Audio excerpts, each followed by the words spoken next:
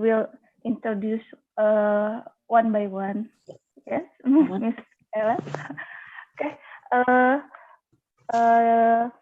To Miss Ella, you can. The floor is yours. I give the audience to you. Okay. Okay. Good afternoon, everyone. Thank you, Bu Valdina, for opening the session today. So I think let me just quickly share my screen. Okay. Okay. Can you all see my slides? Yes, clearly. Okay. Okay. All right. Let me quickly set up. Okay. Yeah. All right. Good afternoon, everyone. Welcome to the Design Thinking online class. For today, this Monday. So before we start, please everyone mute your audio, but show your video. Rename your Zoom with your nickname and your university. Make sure that we all can see your name clearly. And then get your notes ready. Get your drink with you as well, because we will be it will be around 2 hours, and we need you all to stay hydrated and then sit comfortably. So just a little bit of introduction. My name is Angela, or you can all call me Ella. I am currently a digital product manager. So I work with a diverse team to create a self-care app. But previously, I have tried different roles. I have been a business analyst, I've been a growth hacker, a recruiter, and a teaching assistant. So I learned about design thinking back in 2018. I get a certified design thinking practitioner from IBM. Back then, a little bit of the story was I was working in Excel, and we were doing a digital transformation, a huge digital transformation, and I was selected from several of my team members to receive design thinking certifications. And later on, in 2020, I work more to get to learn about service design. So it's like an extension of design thinking. But today you will learn design thinking. I graduated from Universitas Indonesia. I studied management.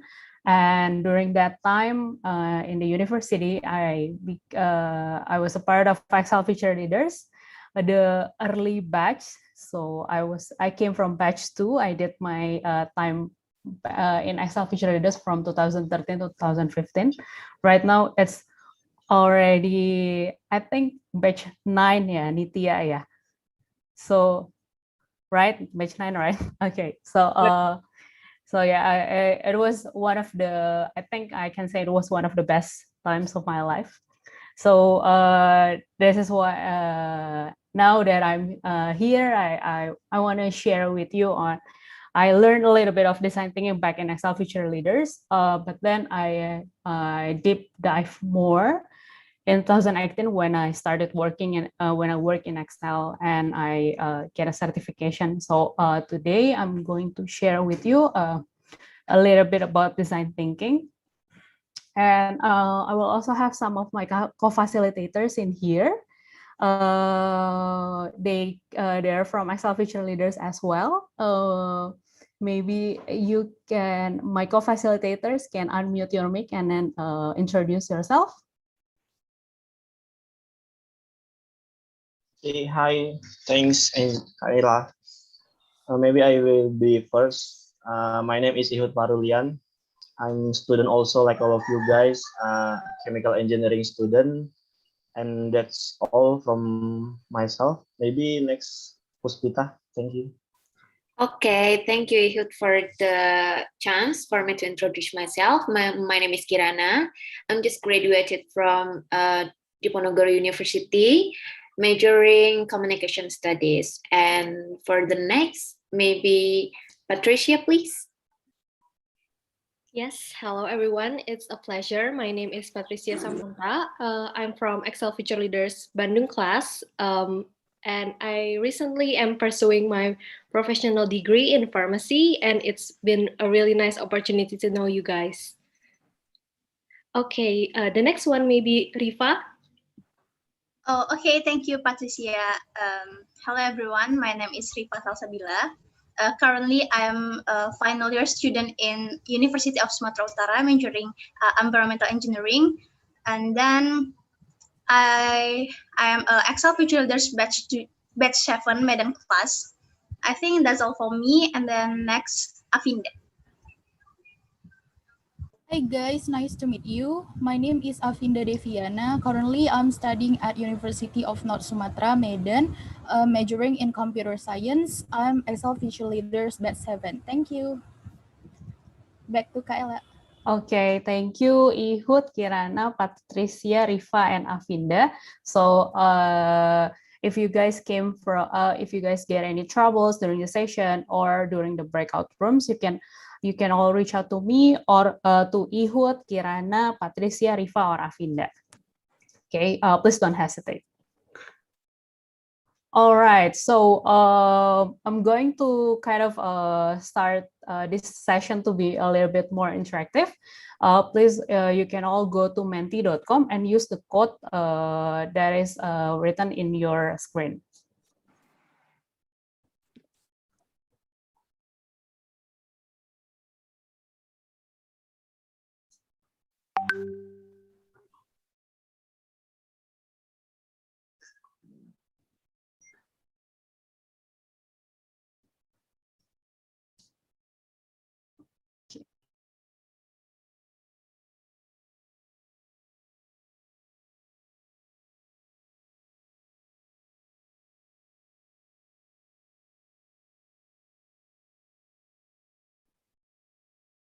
All right, can you get it?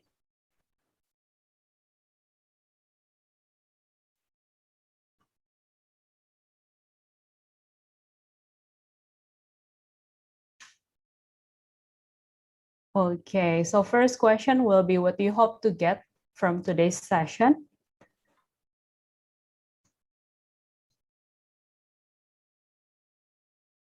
And you can just fill in on the things that you hope to get.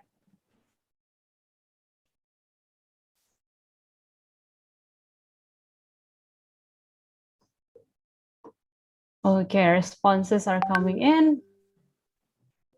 Joy, experience, inspirations, being more creative, new skills, new knowledge, happiness, a friend.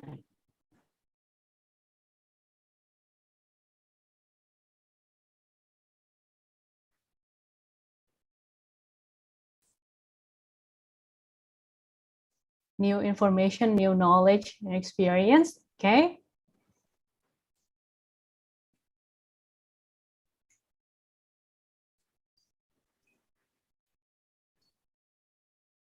Insight, new information,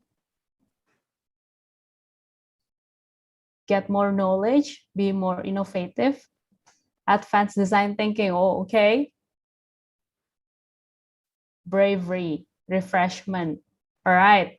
So yeah, thank you all for sharing on what do you hope to get from today's session. There's everything is correct, and it's also the same thing. I mean, it's not correct. It's the same thing that I also hope that you get from this session. So I think we are all aligned.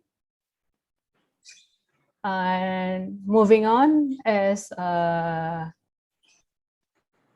we can get to the next session. Sorry.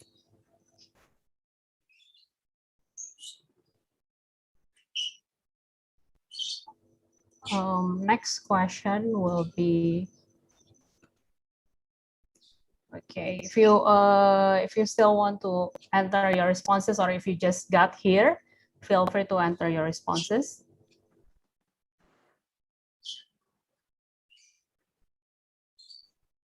Next is whether you have any fears or concerns from this session.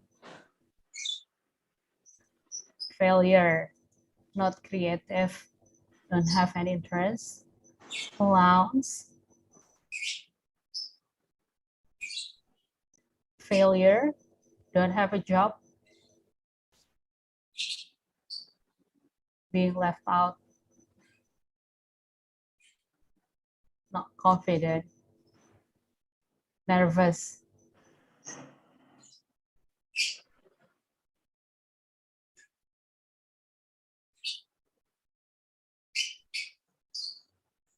Okay, okay. All right, I see some not confidence, not creative, nervous, clowns, confused, lost connection. Okay, I think we've all been there. Not confidence, being clueless. All right. Life after campus. Okay. Pressured, shy, failure. All right. All right. Okay. I think it's okay. Noted on all of your fears or concerns. So maybe I think we it should this exercises is just to get to all of us align on what do we want, what do we hope to get, and whether do we have any concerns. And I think we will keep this for now, the responses, and then we will go through the sessions, and then we'll see whether any of those any hopes or fears that you see today are something that you experienced during the session. Okay? Okay, cool. So thank you all for responding. So moving on, we're going back to the materials here. All right. Now, what I will share with you today is, so I will share with you about mindsets, abilities, and methods. So to me, mindset is just an attitude that influences how you approach anything that comes your way. So it's like when you get challenged to do this during the summer courses, and mindset is something that you can use to approach that challenge. Mindset might be hard to pin down, or might be something that is hard to change, but hopefully it will be something that I hope will be the most useful thing that you will learn today. The second thing is you will learn about developing your abilities. Abilities is something that can be developed over time, and today you will get a chance to practice some of the design abilities. So if you mentioned earlier that you were afraid that you were not creative, it's best, I think it's just a matter of practicing it, and today you will get to practice that, so that your design abilities can become second nature, or something that it becomes a habit if you keep developing them. The third one is methods. So you will learn some specific design methods as well, but feel free to explore more later on after the session, and keep an eye or off one or any methods that work for you. Okay, so what is actually design thinking? So IDEO, it's an organization that pioneered design thinking. Look at design thinking as a process for creative problem solving. So if you look at the graph on the right, you see desirability, viability, and feasibility. It's the middle of it is the intersection of design thinking. So what does that mean? So it means that when you look at it, it brings together what is desirable in the form of desirable to solve a solution, and it also brings what's viable, or what is it that can be done in terms of technology, and what is it that feasible or something that you can afford.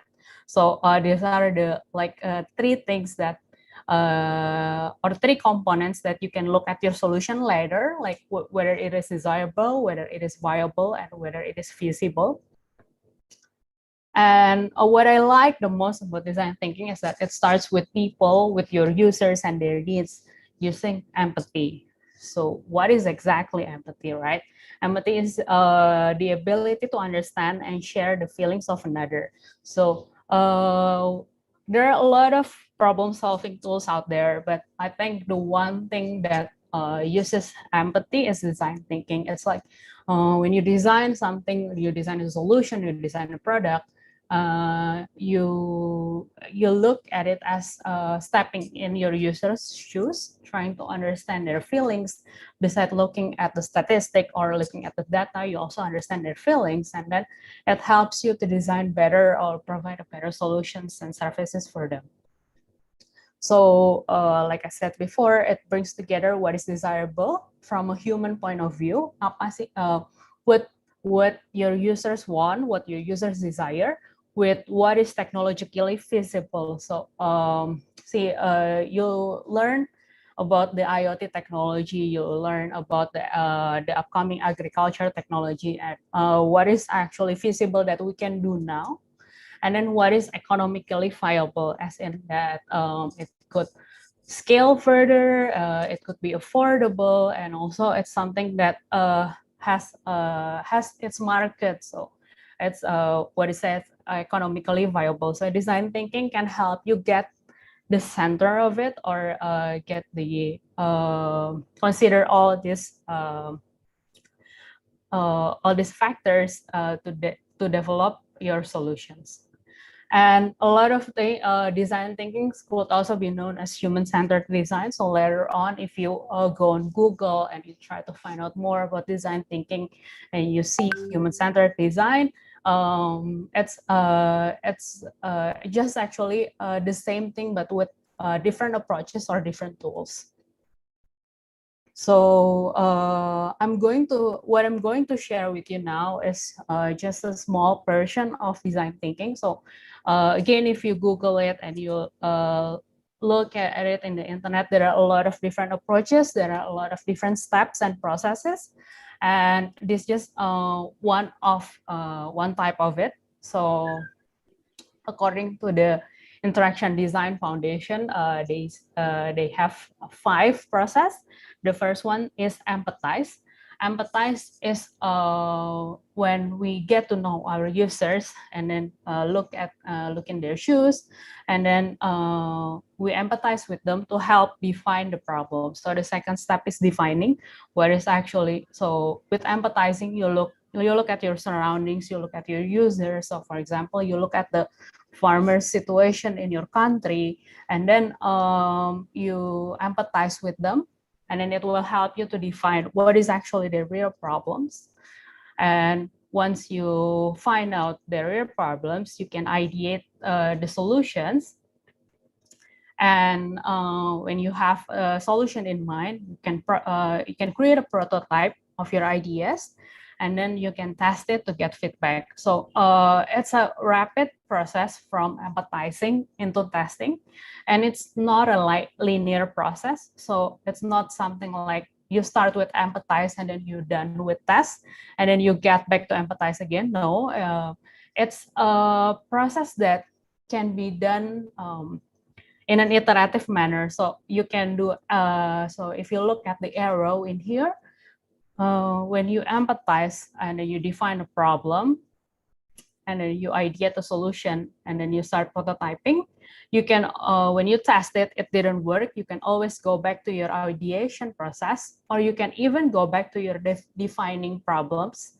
And then you can develop more or better solutions, and then you can prototype it, test it again. Or if you have found that once you have a solution, you actually come up with a new problem, you can also get back to the empathize process. So to sum up this, something that I like from another approach, it's from IBM design thinking. It looks like a loop. So if you see previously, it's a 1 to 5 process, and then it's not linear. Using this approach, it looks like a loop. So this loop has three components. So the first component, the yellow dot in here, is a focus on user outcomes. So the one thing that you will always have to focus first is your user. Or if you design a solution, who is it for, and what are their profession, what are their problems. So you focus on your users. And then you have a mindset of restless reinvention. It looks like a loop because you can always go back to your drawing board when you have a solution. So you can always get back to your users, and then you get the solution, and then you test it, and then you can always get back to defining your problems and then test your solutions again. And then the last one is diverse empowered teams. So in my experience, working as a professional, I think to me it's always the solutions that come up from a diverse team that actually work. So it's like you right now, if you're divided into groups, even though you it's good if you come up from different majors, or maybe if you come up with different background of interest, or if you come from different countries. So it makes you diverse, and it makes you empowered to actually provide feedback to each other, give different point of view, and later on you will make richer or more in-depth solutions, or get deeper knowledge of the problems that you're facing.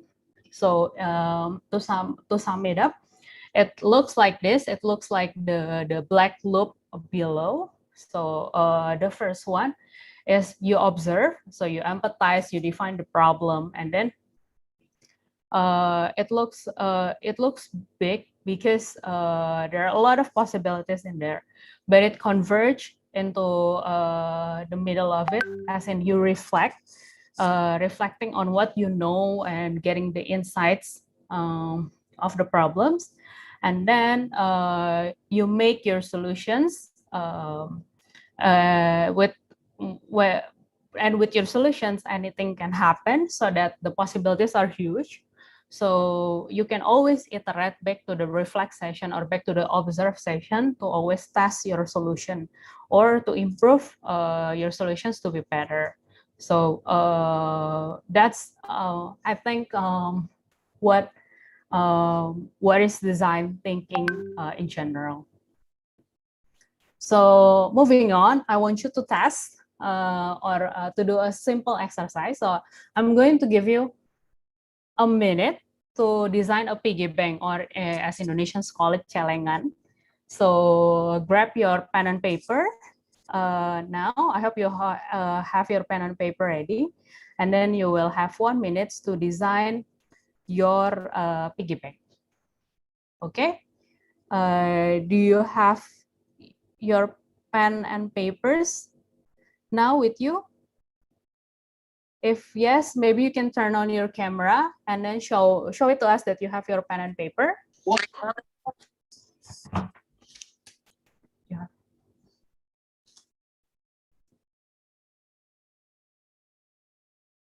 Okay, yeah, I see. I said that some of you has already turned your camera to show your pen and paper. Okay, I'm going to put on the timer now for 1 minute, and then see what kind of piggy bank that you can come up with.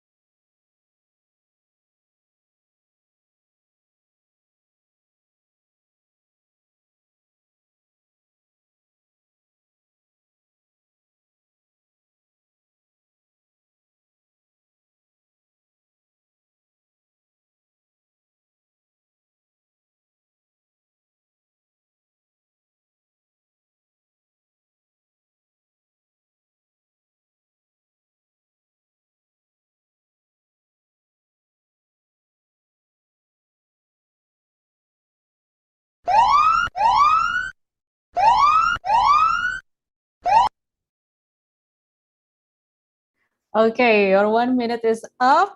Now, can you all let me see how's your piggy bank look like?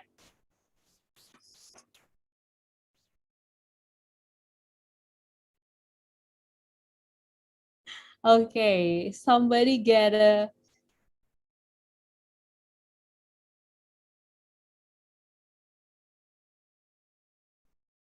I think that's a, yeah, that's an actual, there's an actual piggy bank right there.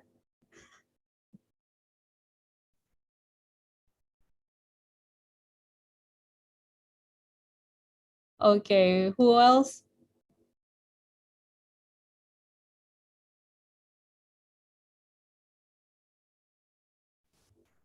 Okay, all right.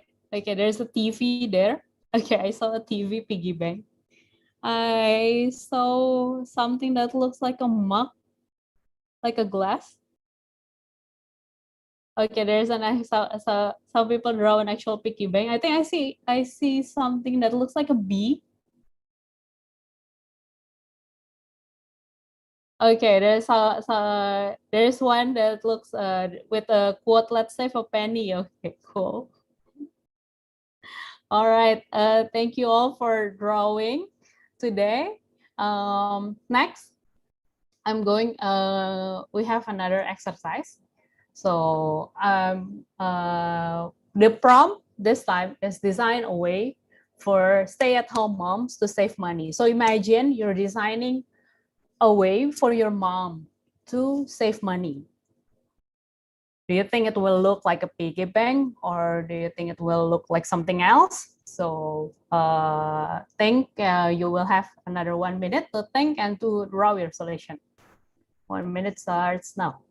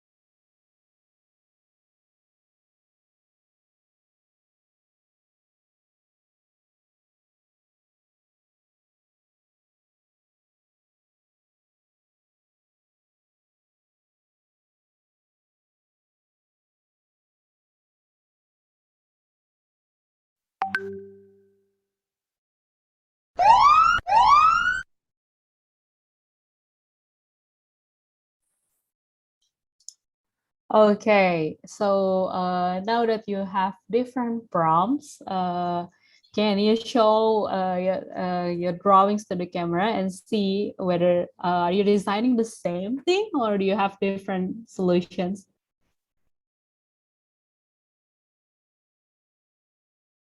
Okay, yeah, okay. Maybe some of you want to share on what is it that you're designing and what's different between your previous design?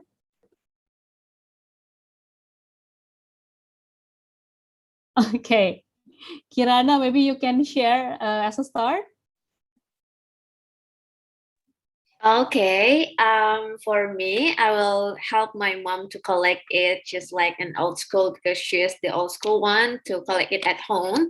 And then I will help her to collect it to the bank or digitally. So it will be easier for me and her to maintain the, bank account and the money itself. So it's not like easy for her to spend it in every way. Maybe something like that for the old school people like our parents. Okay, sure. Thank you. Wow. Thank you, Kirana. I saw Rizky. Maybe you'd like to share your drawings? Mine is design bag. I actually designed bag for my mom's. So she have a goals like every time like she want to have a new bags, she have to save her own money first, like something like that. Okay, sure. So to motivate your mom, it looks like a bag so that she remembers that she's saving her money for buying a bag. Okay, that's cool. All right. So as you can see, previously we were designing something that is already a solution. But then when we reframe the problem, it doesn't always become a piggy bank as a problem to save as a way to save money. It can be anything else. It can also be something that is physical, or it can be something that is digital. But my intention from this exercise is for you to reframe your problem. So if you previously look at it in a solution directly, now you can try to take a step back and then reframe your problem. So it's something that instead of just diving directly into designing a piggy bank or designing a savings, you can look at it as in what's the intention behind the savings, and then who are your users. So for example, in here, I put on moms as our users, and then you can look at their motivation and then you design a better solutions for them. All right, so thank you, Kirana and Rizky, for sharing.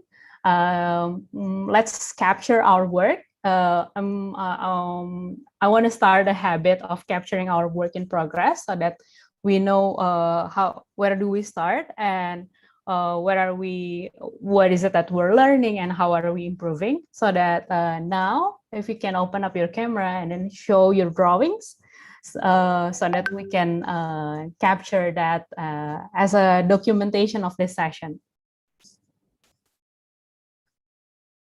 Rifa, maybe you can help me to capture drawings. Yes, and Baila, yes. I think all of you can show your drawing in camera so I can capture you. Okay, 1, 2, 3. Yes. Okay. Okay, is there okay, did you get them all, or do you need second okay, if you get Yes. Okay, this is in the second room.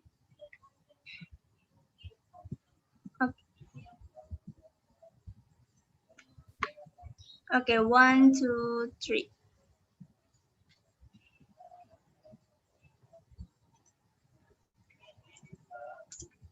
Have done, Angela. Okay, thank you, Rifa. All right, so moving on is that we are going to I'm going to share with you some real life examples of companies or organizations that have used design thinking. So right now, this is one of my favorite examples. So GE, General Electric, they design healthcare devices or healthcare. And one of their products is MRI scanner. So MRI scanner, they look like this. If you the patients will will lay on the bed, and then they will go inside the machine so that the machine can actually scan what are the diseases that they have, and what are the things that are wrong in their body. And one of the problems that came up with this MRI machines is that kids who needs to be scanned through the MRI machines, they needed to get what do we call it? Mereka tuh perlu dibius. They need to be asleep so that they can lay still inside the machines, and not a lot of kids can get in to be scanned during the day, because it depends on the doctors who are standby to give them the drugs to get asleep. So first of all, it's scary for kids. It's still scary for adults, but it's the scariest for kids. And then secondly, kids have to wait longer, and they get anxious more because to get inside these machines. And unfortunately, in that case, is that there are a lot of kids' passions. There's obviously there's a problem, and in this case, the users are kids. So to alter these machines into something that looks better would be very expensive. And as you all know, maybe a hospital can only have 1 or 2 of these machines. So it's expensive, and probably this hospital wouldn't be able to afford a different set of machines only for children, right? So the GE, looking at this problem, seeing that they were unable to alter the product as it's very expensive, they use design thinking methods to get to know their users, to empathize with their users, and then to test out their results. And after doing all of those processes, the result was an experience. So it's an MRI machine, but it has an adventure inside it. So for example, in this case, it's an MRI machine that has space theme, and the operator of the machines, they would tell the children that they are on a space mission, and they will need to lay still in order for their mission to complete. So it has a narration or a story that the kids are undergoing an adventure. And the second type looks like an adventure in the deep sea. So and the kids can act like a pirate, and the operator will go on like, kids, go on board to the ship, and then they will lay on their bed, and they will lay still so that they can finish their mission. So as you can see, the products stay the same. The solution was not changing the product, but changing the experience of the overall MRI scanning. So instead of jumping into the solutions, you can look at your problems closely, and then you can design a better solutions for your user. The second one is from Bank BRI and their consultant, name is Somia. I have a 3 minutes video that we can all watch here. There are still half of the adult population in Indonesia who are unbanked. Many of them still rely on cash for daily transactions. They keep their money at home in a form of piggy bank or hide it somewhere in the house. The problem is, this way of saving money is not very safe. It is prone to theft, and it is not safe from themselves because they often get itchy and open the piggy bank and use the money when they need it. We went to the immersive research in 6 different urban and suburban locations in Indonesia to understand their lives, financial behavior, and to ultimately answer one key question: how might we get people to save their money in a bank? During research, we found that there are costs associated with saving money in the bank. Financially, it costs them transport and parking to go to the bank. It also costs them their time to queue at the bank. One said she had to take half or 1 day off work just to deposit money. And emotionally, they feel ashamed going to the bank depositing small amount of money. They say, bank is for rich people, not for us. From these insights, we developed a program to help people save their money in a bank. This is how it worked. People save their money at home using a special wallet that is locked. So they can put their money in, but they can't take it out by themselves. At any time, they can bring this wallet to the nearby bank agents to deposit the money. The agent will then open the lock and deposit the money to the customer's bank account and give coupons according to the money they have saved. We tested the prototypes in the field for about 3 months with 3 bank agents and 61 customers. After 4 rounds of iterations in the field, we finally got it right. By the end of the prototyping phase, we collected about $2,750 with an average of $53 saving per transaction. This is a big amount for people like them. From a follow-up interviews, people say that the program has helped them in many ways. Dulu saya nggak pernah punya tabungan, Pak. Apa-apa tuh suami saya gitu. Kalau sekarang saya kan, maksudnya sedikit-sedikit adalah tabungan gitu ya.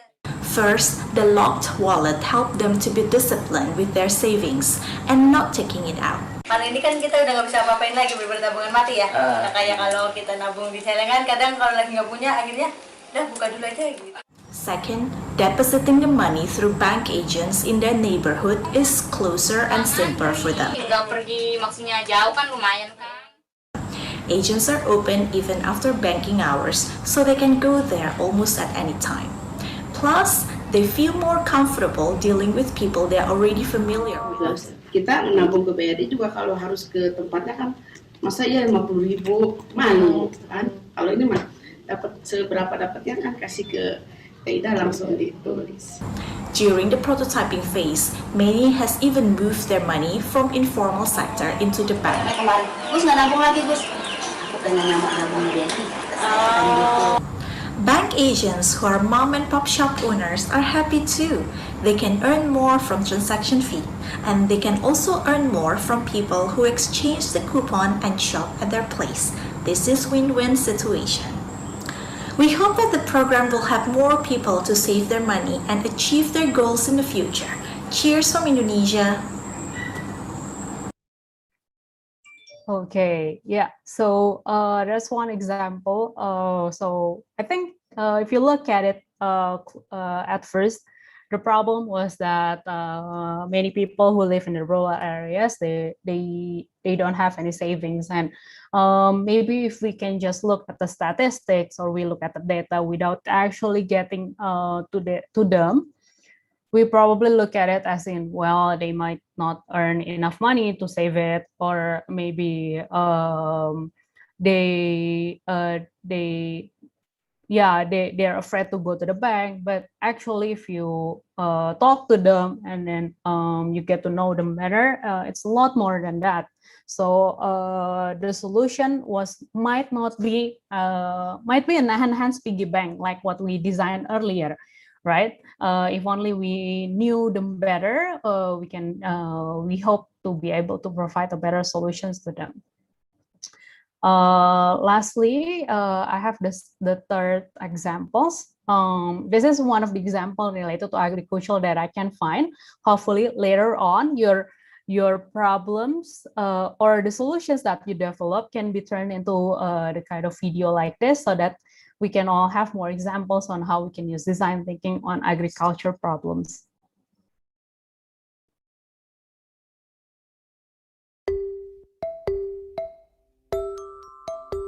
Using human-centered design is quite different from the traditional aid model. I'm Debbie Ong Din Taylor, and I'm co-director of Proximity Designs, located in Burma or Myanmar. And we basically design products and services to help people living in extreme poverty. And they include foot pumps and drip irrigation sets and water storage containers. Having good design is all about being close to your customers. Our products and services are designed to improve their lives on a daily basis and help them be more productive and earn better incomes. In order to do that, we have to look for ways to spend a lot of time with them, to observe them and see how they live, and be able to just have in-depth conversations with them. So အဲ့ဒီ3မျိုးလောက်လိုတာပေါ့။ရာသီဥတုလည်းမှန်မယ်၊ရင်းနှီးလည်းရှိရမယ်၊နောက်တော့ဈေးကွက်လည်းရှိရမယ်။အဲ့3ခု3ချက်တော့အဲ့လိုမှတ်ပြီ။အဲ့လိုတွေမှတ်ခဲ့ပါဖြစ်ခဲ့တယ်။ It's about having a close relationship with people you're trying to help, and that means a relationship of trust and a relationship based on empathy and not sympathy, a relationship that's an equal exchange where they tell us what's not working, what is working, they're open with us. So it's a real two-way relationship. And it's not happening from, far away from another country headquarters, or you're trying to design a product from far away. Human-centered design is very much a discovery process where you're learning by doing, and you're getting input and feedback from people you're trying to help. So I think it's much more relevant and effective and participatory approach than traditional aid. You're designing for people who you are intimate with. All right, so I think that's hopefully that will be something to inspire you to learn further about design thinking and how you can actually implement your solutions. Right, moving on. So one more thing on why I think design thinking is important. It's because there's this organization, they're called World Economic Forum. Usually they release reports such as the future of jobs and what are the top skills that are needed in the future. And there's this one thing that they say that they predicts that the most important skills needed for this generation, for our generation and your generation, are the things that a computer cannot do. So human skills such as creativity, originality, and taking initiative are one of the most important skills, and what are the skills that will set you apart in the future. So I'm not saying that hard skills or anything that you learn in school are not important. It's the fact that you have that hard skills and everything that you learn in your university now, and then you complement that, you add creativity, originality, and taking initiative, and that will set you apart from any other students. And that would be the skills that you will need to thrive in the future in your generation. So these are our agenda for today, what to expect. I think I passed on a lot of 25 minutes on the intro, theory, and examples, but moving on, we will be learning a lot, like 5 to 6 different tools that you can use to iterate on your idea, to get to know your users. And we'll try as much to try it out during our session today. But if we cannot, and if we run out of time, I will just share it with you how to do that, so that you can do it later on with your groups or outside this class. Okay. So step 1, we will go into the step 1, which is empathize. And quick check-in before we begin is, are you already working on any IoT ideas yet?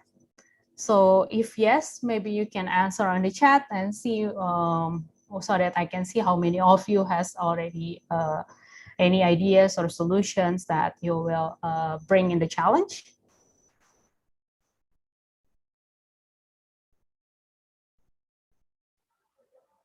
Maybe first of all, we ask about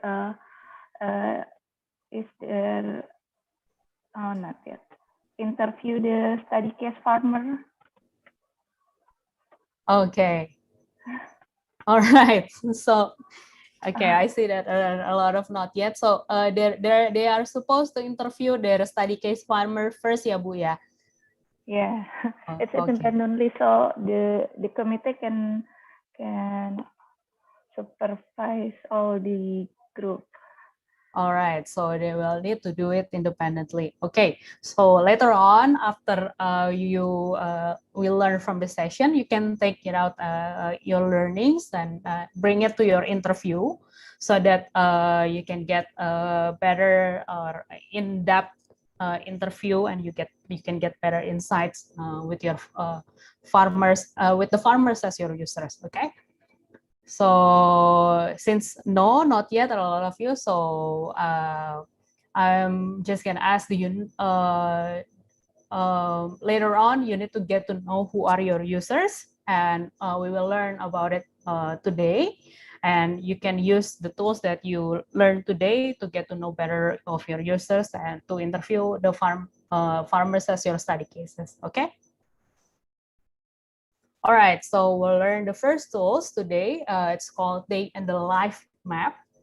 I'm going to share with you a video on what's a day in the life map. So, okay, some of the groups already have interview.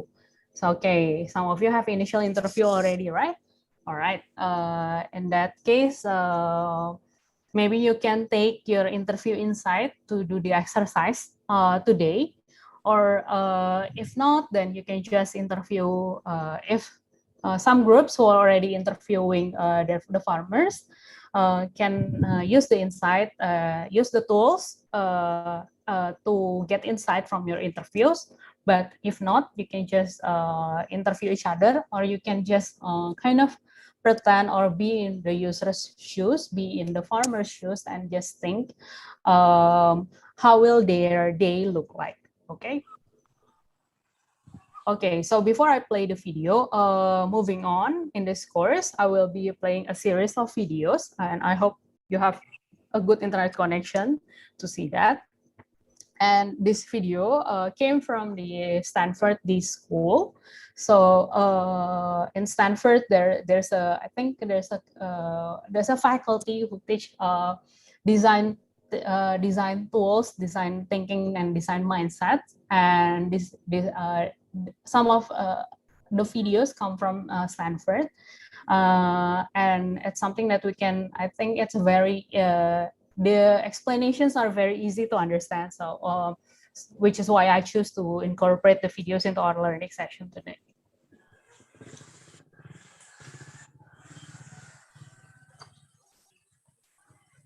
All right, excellent. So I want everyone to grab a sheet of paper. Notice that there are indeed two sides of a piece of paper. That happens every time there's a sheet of paper, there's going to be two sides.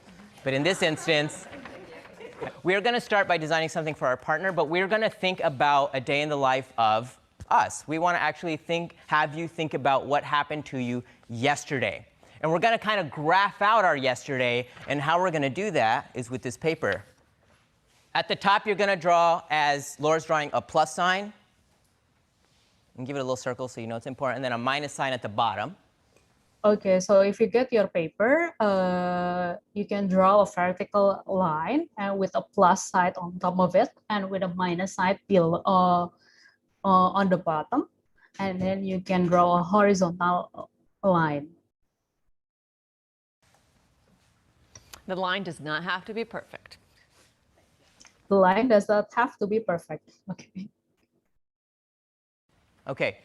I want you to think about like your emotions during your yesterday. Plus being like really high emotions, you were excited, or you were energetic, or you were very happy. And then the negative is being like maybe you were a little bit bummed out. Maybe you were anxious or nervous, just kind of more negative emotions, all right? So we see the differences: high emotion, low emotion. What do you think this line represents? No, time. It represents time. We're graphing our yesterday.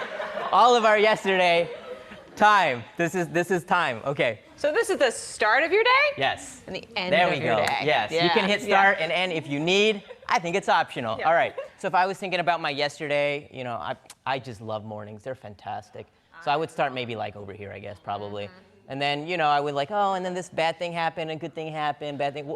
Whatever that looked like for you, you're going to kind of graph what happened to you yesterday, given your kind of emotional levels, right? Laura, do you have an example of like what that could look like? Before you all showed up, I thought about my day. Oh, yeah, that's right. Look at that's that. like the cooking show. They took the ham out of the oven.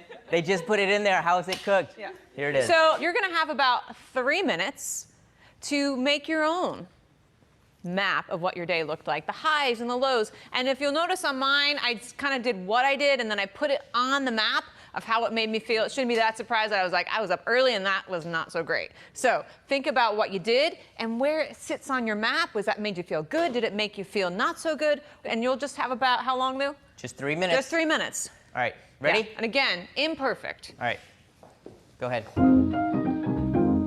All right, so today we're learning about a day in the life map. So earlier I thought if you have made your interviews already, you can use this map to try to identify and to look to look at the insights that you get through the interview, and then try to imagine how a day would look like in your users, the one that you interview. So from the early morning that they wake up until the end of the day, how will that look like? And but then if you haven't really interviewed any users, you can also just draw your own. So what what was your day look like yesterday, and then see how it will look like for you. So I will grab, you can grab how you experienced yesterday, and there will be a 3 minutes timer.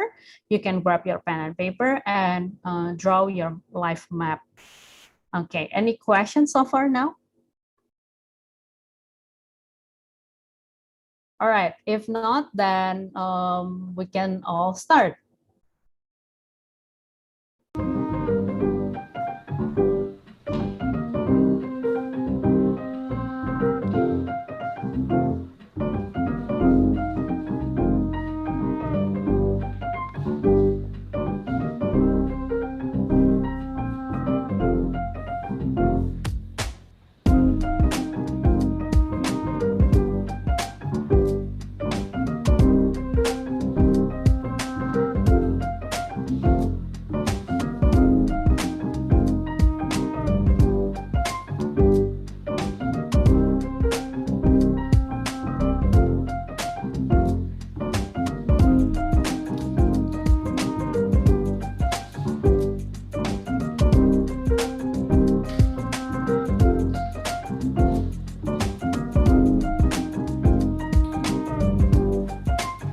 Remember not to overthink this. This is not about getting it right. It's just about getting it done.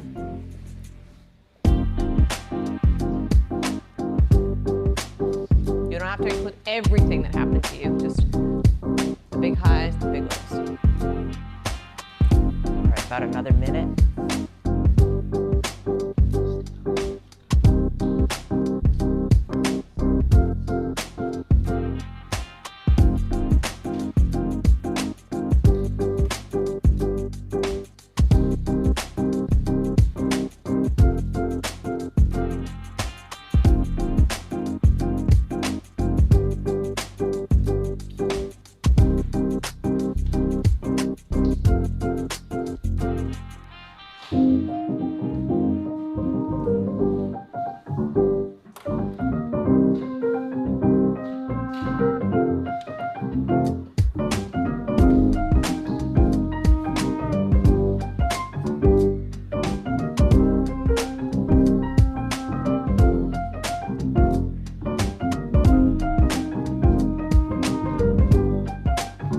All right, finish that last little drawing up, that last.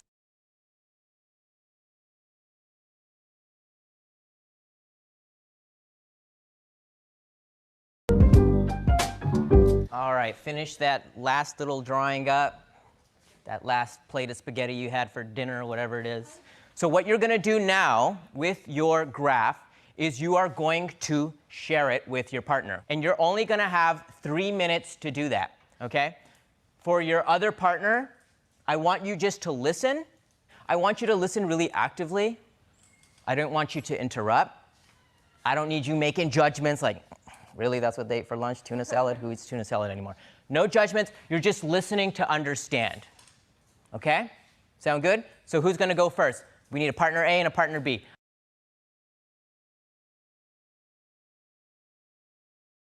Okay, so if I believe that you all have your own day in the life map. Okay, I'm gonna show you what mine looked like.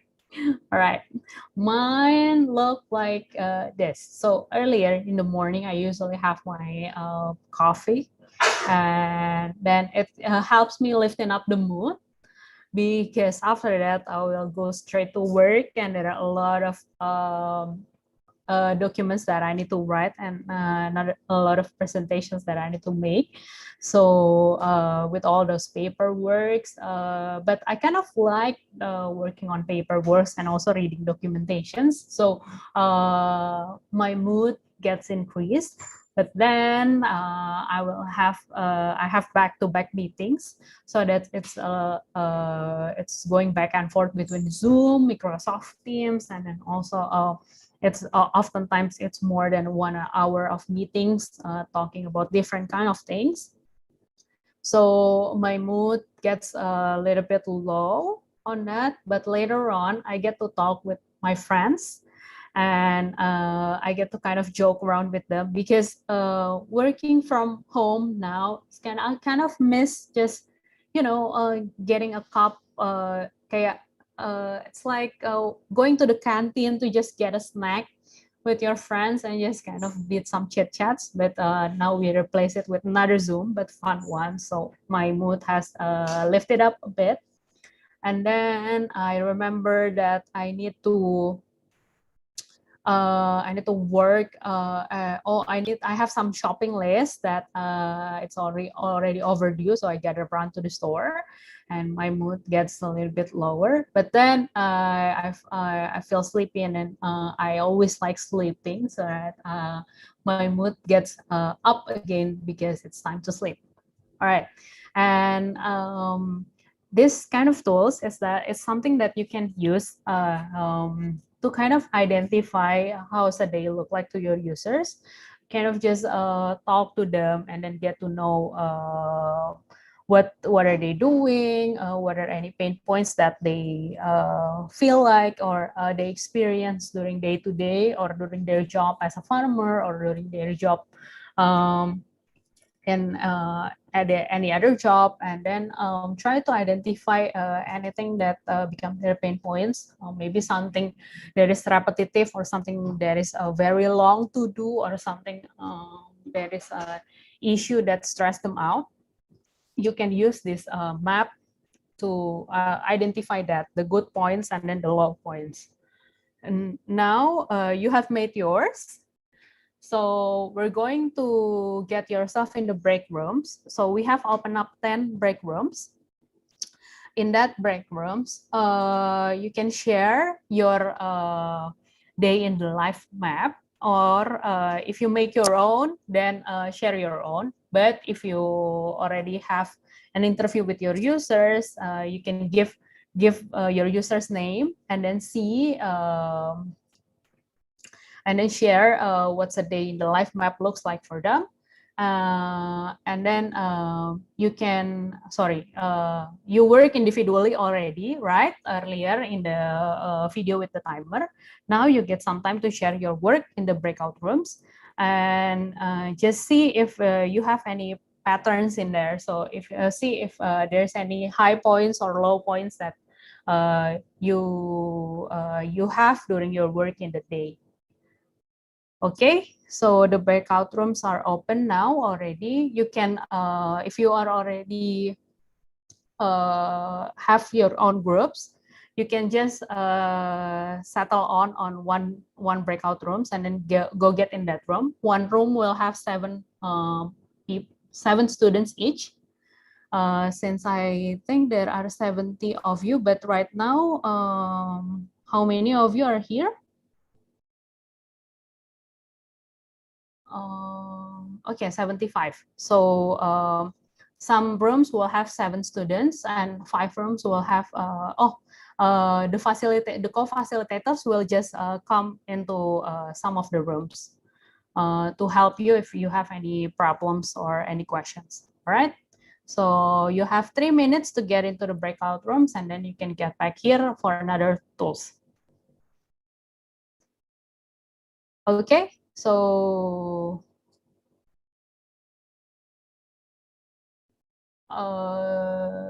just get, can you see the breakout rooms below? Yes, we can. Okay, okay, just, okay.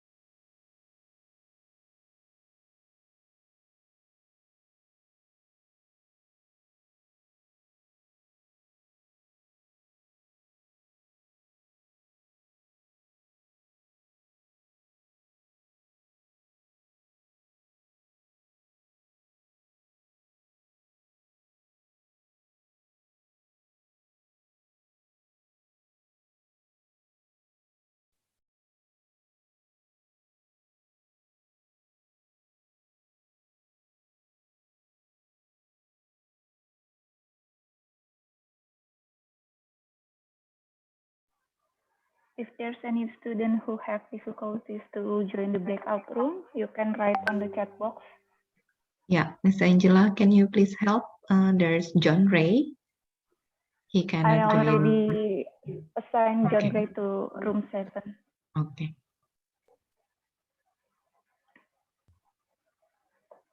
Tania, which group? Yeah. Oh, there are. Okay, Tania, room 4. Okay, I have. Okay.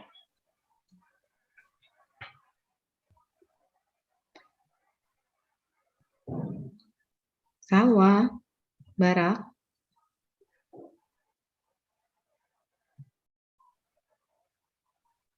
Salwa, Barak.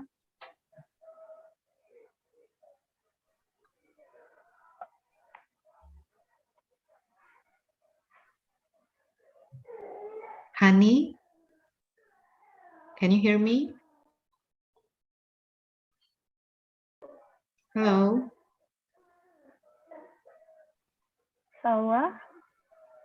Salwa, Barak, Hani.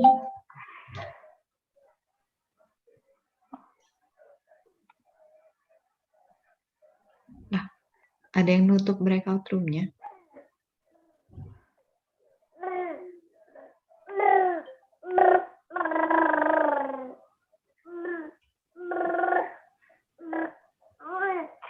Breakout room-nya ditutup emang.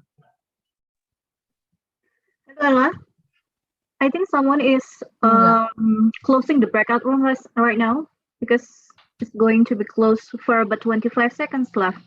Oh, okay. Oh, okay. So what's happening? Maybe someone accidentally click the close all breakout room. Oh, so all we right. can just open it again. Okay. Mbak Nitya, aku udah kirim ya link YouTube-nya. Which group? Oh, yeah. Thank you. We receive batunya. Thank you. Salwa, from which group are you? We can reopen it. Okay? Okay. Salwa and Barak, do you hear me? Salwa, Barak, Tafina.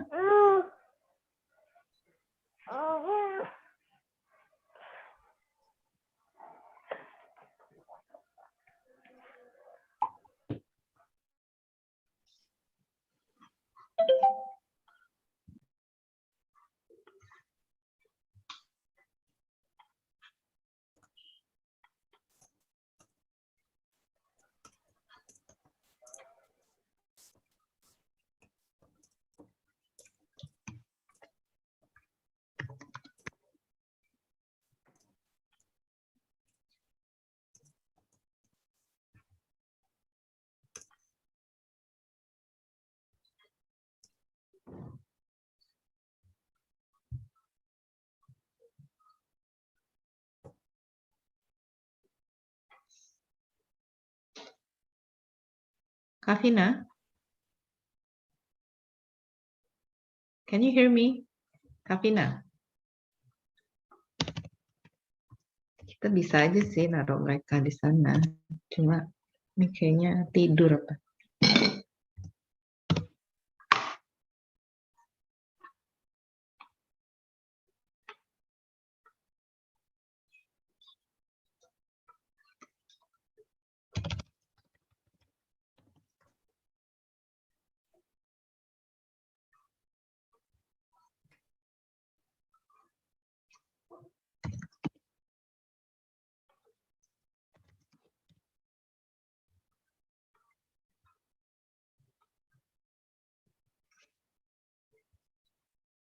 Ini yang sisa di breakout Hani. rooms. Hani.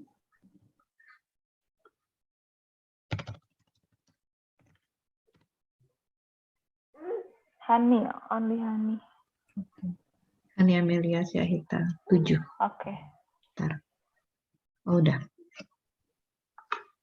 And also Barak, right? Barak? I already signed him into room 1, but he haven't Accepted. clicked the join. Yeah. Okay. Barak. Muhammad Barak. Anak mana ini?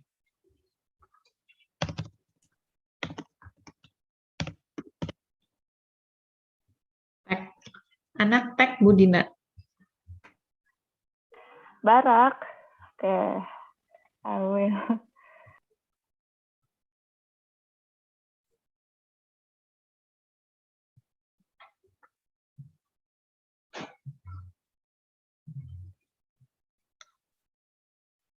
Salma, can you join your group? Okay. Salma, can you hear me? Oke, kelempar ya sinyalnya. Disconnect ya? Kayaknya. Masuk lagi, masuk sini. Siapa ini yang matiin breakout room? Hah? Oh. Ke-close lagi loh. Oh, kenapa ya? Tapi ya udah pas deh. Aku soalnya bilang sampai 14.15 aja. Apa ada settingnya ya? Berapa lama?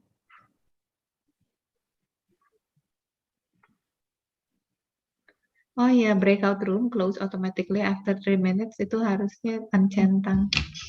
Oh, oke. Sorry, itu di mana ya? Udah. Option. Oh, udah. Okay. Okay. All right, is everyone back here already?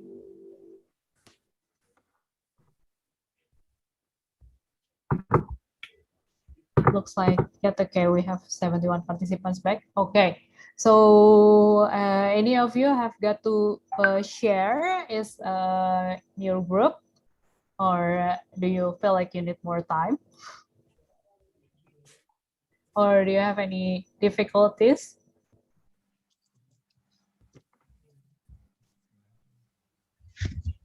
Okay, so if you, yeah, all right, so agree that you might need more time, but the point in here today is that to work in very time constraining, so that you can really work in a fast environment, and then but later on, if you would like to do it again in your group in your preferable time, it's okay. But right now, since we have time constraint, I'm going to just move a little bit faster. Okay, so moving on from the day in the life map, is that we're going to learn the second tools is to asking why. So the our two virtual facilitators today, Laura and Louis, they will show us a trick to actually get deeper and get to know our users' real needs. So if you have done your initial interview, this trick will be useful for you to do your second interview. But if not, then now that you have learned it today, you can directly use it in your first interview, so that you already get a deeper insight from already in your initial interview. All right, so I'm going to play on the video. All right. Cool. All right, so both partners shared, correct? To really think about what we could do to help our partner. Sorry.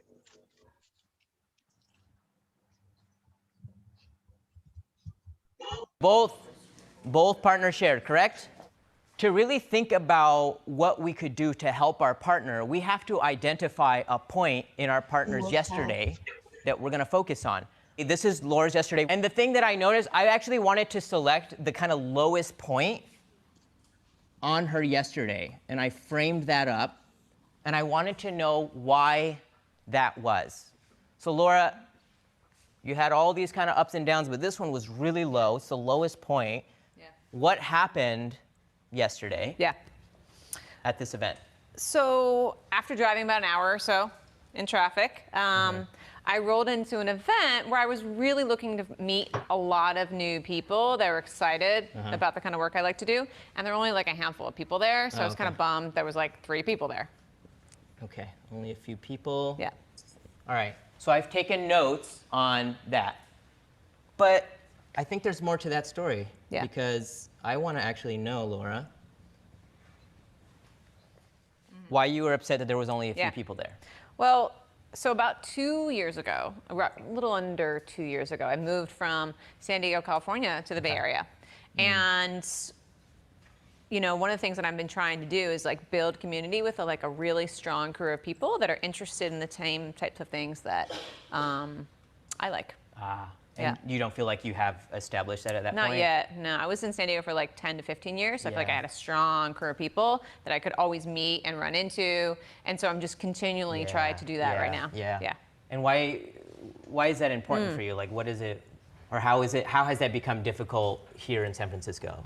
One, I mean, everyone's busy, but I also think that building community for me is super, one, it just lights me up. Right? It fills my bucket when I meet people that are into the same types of things. I don't want to be in an echo chamber, but I want to be with people who care about the work that I like to do. Like, I'm really passionate about social justice, racial equity work. I work in design. And so I want to be around people that kind of like can learn from and that also like fill me up when I go home by the end of the day. So for me, that's really important. Okay. Yeah. Excellent. Cool. Thank you so much for sharing, Laura.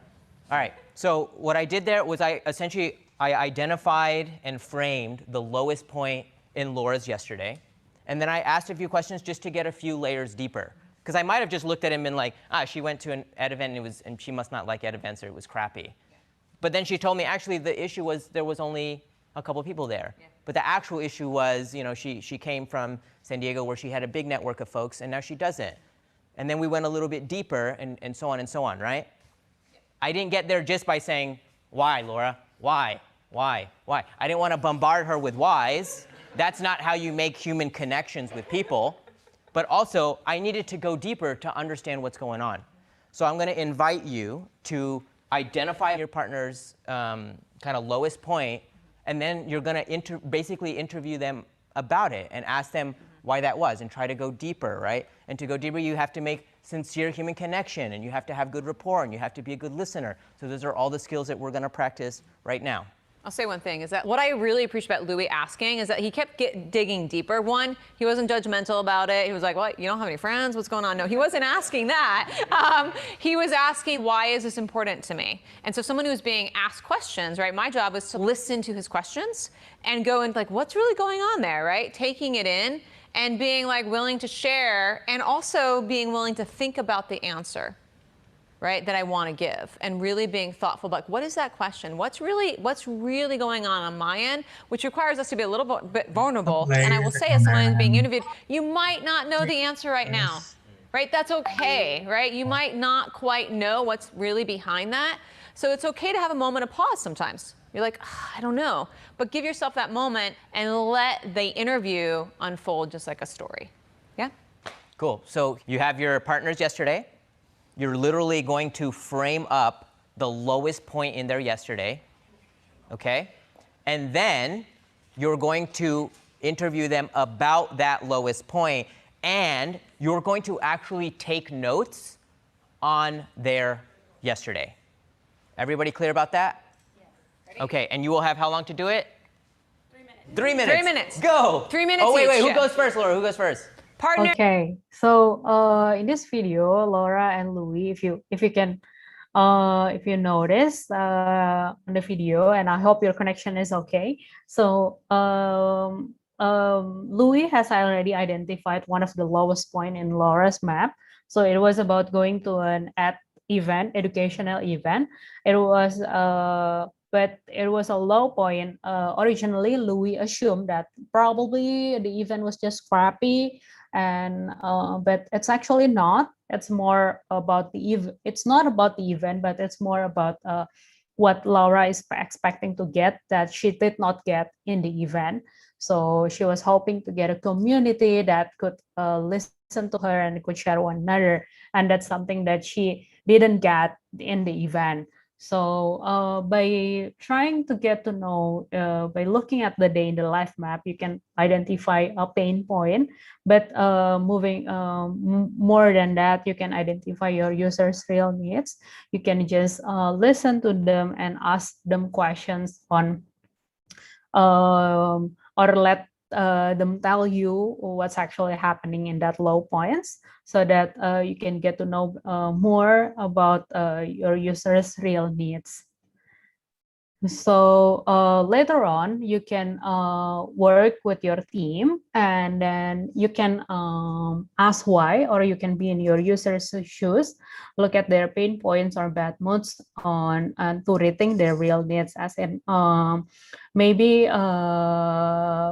previously on the break rooms, the time was very limited, but right now maybe we can open the break room for 5 minutes, and then you can select a person, or you can look at a day in the life map, and then look at one of the low points, and just kind of talk to one another and see what's actually happening in that low points. Get to see the real needs, or what are the real problems behind that low points. Okay, you can ask why, but not why, like Louis did, but kind of just listen, and then probe to ask more deeper questions. Okay, and some of the facilitators, co-facilitators, will get into the room if you want to ask questions about this tool, or not. If you already understand, just go and pick a person, and then see one of their pain points, and then just ask further about what's actually happening on that pain points. Okay, all right. You can all just go into the breakout rooms now. The rooms are opening. Okay, the rooms are open now. You can just click on joining.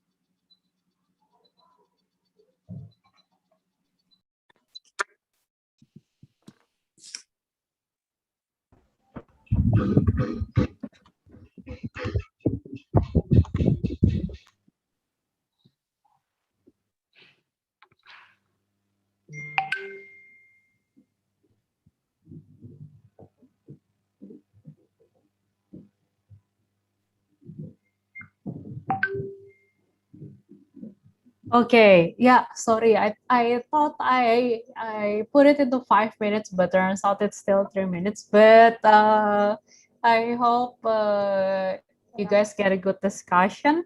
I saw that you're moving faster rather than the first breakout room already. So yeah, if you still have any questions, or I hope you get a good chance to talk to one another. But if you still have any questions that you didn't get to ask in the breakout room, feel free to drop in the chat, and then later on we can address that. Okay.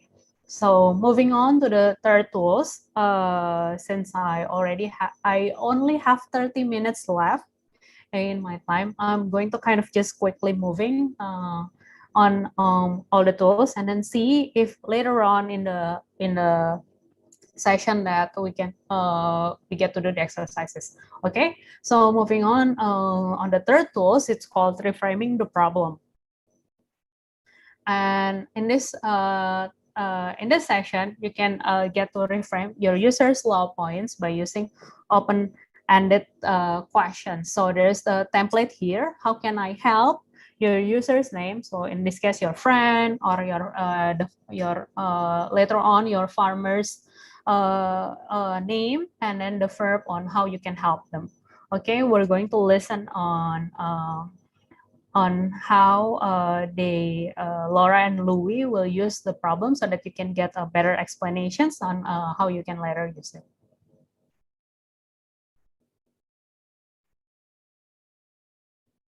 Okay, the next thing that we want to do is we want to reframe what that challenge was. So when I looked at what happened to Laura, I went deeper, right? So we went from just a bad ed event to going down to building community with folks who are kind of justice oriented and whatnot, right? And now I want to reframe that as something that I can actually help Laura with, okay? So thinking about it, I would probably say, let me see, how, my writing's kind of bad, oh well, how can I help Laura build, let's do this, community wherever she goes.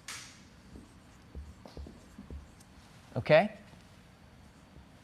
This is taking that pain point that I heard her talk about and turning it into something that I can work on.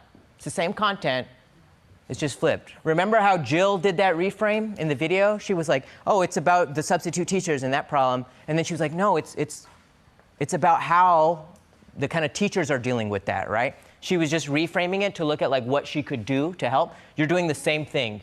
You're taking that lowest point and turning it into something you can do to help. And the thing in here that we like to think about is like any good open-ended question, it has multiple answers, but it also has a really nice activating verb.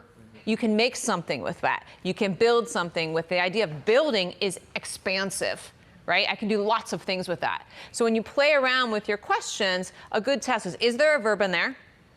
And is there like an infinite way of potentially answering this question, right? And again, this is not about making it the best question you've ever written in your entire life, right? This is fast. This is just about getting something to move you along. Okay, let me just talk about exactly what we're going to do again, right? You're going to take that lowest pain point, or even, you don't even have to choose that one. If there was one that you thought was more interesting, like if I was really like, actually it was about her moving to the Bay Area and not having a community to start, I might focus there. But you get to basically choose kind of one of those things, turn it into some sort of way that you can help your partner, test it out very quickly to say like, is there one solution to this, or could I have many? And you're going to physically write that on that piece of paper. Does that make sense? Is that clear? All right, let's try that out. This is solo work. This is individual work. So you're just, at this point, not working with your partner, you're just trying to figure it out for your partner. And you will have 2 minutes to do that. Sound good? Give it a shot. Let's try it out. 2 minutes. Okay, so for the next 2 minutes, as you can see previously on reframing the problem, so if you get a chance already to look at your friends' problems or look at your users' problems, you can use the template that was shared earlier. How can I help your user's name? And add on a verb on what are the things that they need. And test your statement, your open-ended questions by looking at it whether it only have one solution or it can have multiple solutions. Because the good open-ended questions, they will have multiple solutions. So now you will have 2 minutes. It's an individual work for you to reframe or write down your reframe problem using the template that is shared in here. Okay, so I will start the timer for 2 minutes.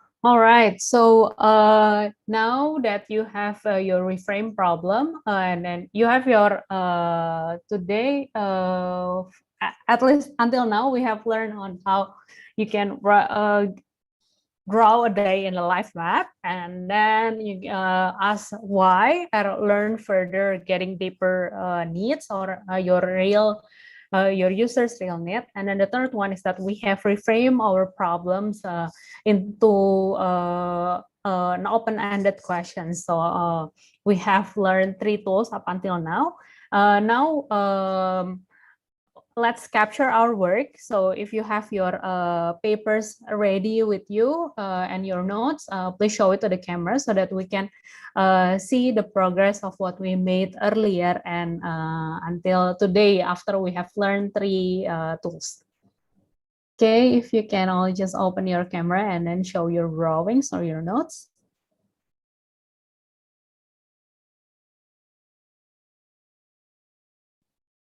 Okay, I think some of you, because you use the virtual background, you kind of just cover your notes. Okay, Rifa, can you please help us to take pictures? Sure, Angela. Okay, I would like to take the picture. 1, 2, 3. Okay, wait a minute. Wait a second.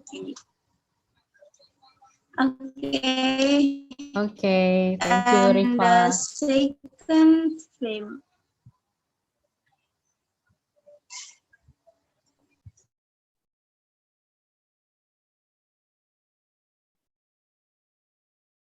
Okay, second group already?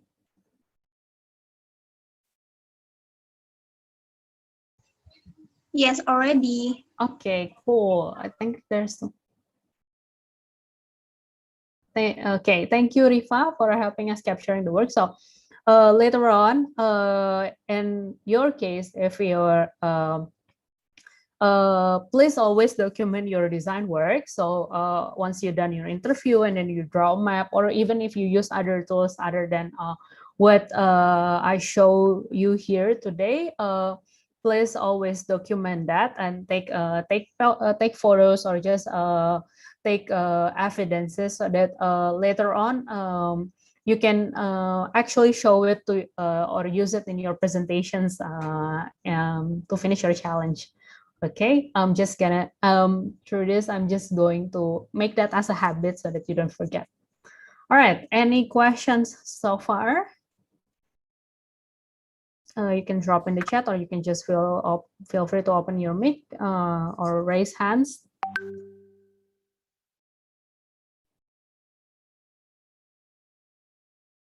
I'm just going to wait for like a few seconds if you have any questions before we move on to another tools.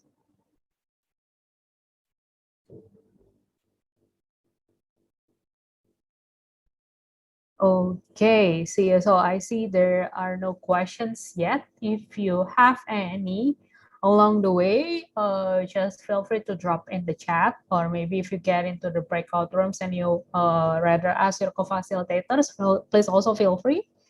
And if not, we will continue.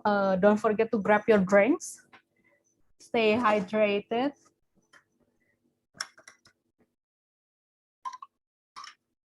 Okay. Moving on. We're going to the fourth tools. It's called sketching. I believe that you guys have done this already a lot of times. If at first I saw that on the hopes and fears sessions, you mentioned that you were not creative.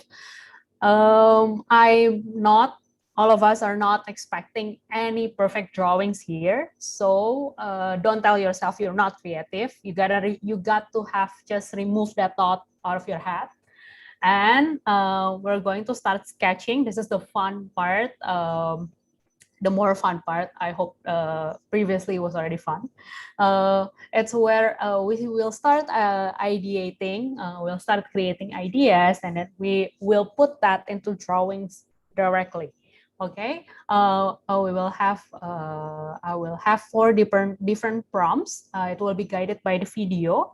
As a theme for your idea. So if you have run out of your papers already, please get a new paper now, because we are going to draw a lot. All right, folks. Okay, prepare your notes, get ready to come up with some ideas, and get your notes divided into 4 parts. So it kind of looks like this, but this is very small. So maybe if you get a A4 paper or you get a blank paper, you can divide it into 4, just fold it into 4, or you can just prepare like 4 sets of paper. Okay, we'll start. Thinking about your question, it may not be perfect. It might be you're like, oh, I wish I had 10 more minutes. That's okay. We're moving forward. We're moving on. Design is a process of rapid iteration. And so we're going to jump into kind of imagining how we might answer this open-ended challenge that you put out in front of you. What might be the possible solutions? Design is about possibilities and opportunities. So what opportunities and possibilities might you imagine for your partner? And so to cue us up of how we're going to do that, we're going to watch Yusuke, who is a product designer. He's the founder of Eagle Hunt Studio, and he's also a lecturer here at the D School. And he's going to talk about how he imagines some possibilities for his design work. Yeah. So the methods that I use doing the type of work that I do is the build to think and think to build mentality, especially in the prototyping phase. It was crazy because I was back to back. So the point of bringing the idea into physicality is to foster the conversation, and through that conversation, you're beginning to understand better about what is it really that the person is reacting to. It could be emotional stories or the implicit needs that the user or the people might not be able to verbalize or articulate when you're answering the survey and so forth. The concept doesn't have to be 3D models or something. It could be an inspirational photo with a poetic tagline to elicit the emotional response. Like if I gave you a pen and this pen, like, is there a way to demonstrate with what we have here how you would build to think or think to build or interact with me in a method? Like, can you like use a concept that you have used before or make something up and like test it? Yeah, I think. Or chess or whatever. I think, again, build to think, it doesn't have to be the physical thing, but it's just getting idea into the commonality so that you can actually say, that's what I meant, or that's not how I interpret it, right? It's just a common ground that you can have a conversation based on concreteness. So let's say one of the ideas is about like saying hi. You know, I'm just making up some random thing. You say, let's say hi, right? So that's hi, right? But then if you do this,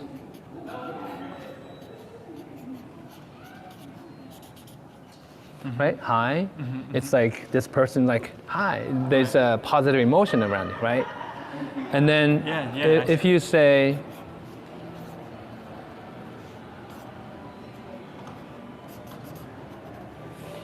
this is hi, but it's this there's emotion to it, right? Like it's a stick figure, like a glorified stick figure, right? And even just the change in gesture from this little sharp corner there versus thinking about hi and making this 2 dots in the line, that even provokes emotion. I'm communicating so much more than just to say hi, HI, right? It's important to get your idea something tangible. That the fidelity is relatively important, but then other people misunderstanding is actually a really good idea because that often takes us into tangential place where you haven't thought about. So I'm not here to convince like this is what I meant. Like I want you to see this and then give me your interpretation, and through that, like you get me something to think about. So build to think and thinking so that I can build on top of things. You know, whether it's solo or with a partner.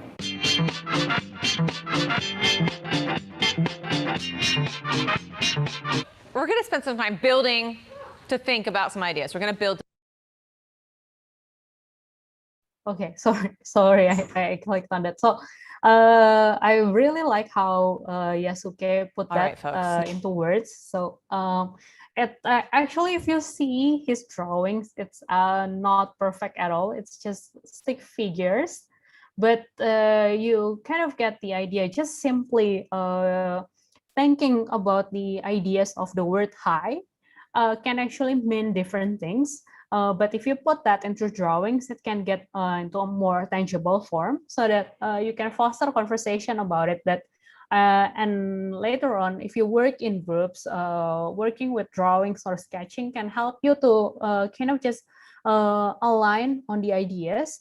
Because I think also in my experience, we're talking about the same idea, but in a lot of time the challenges are actually each of us interpret it differently, or we have perceived it differently, or we have different emotions toward it. We like it, we don't like it, we disagree with it.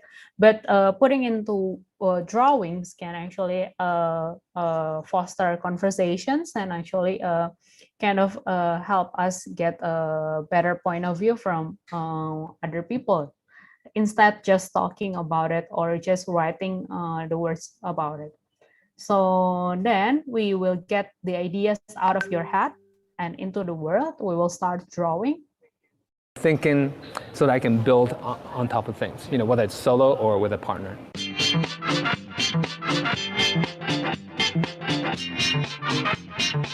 We're going to spend some time building to think about some ideas. We're going to build to think right now.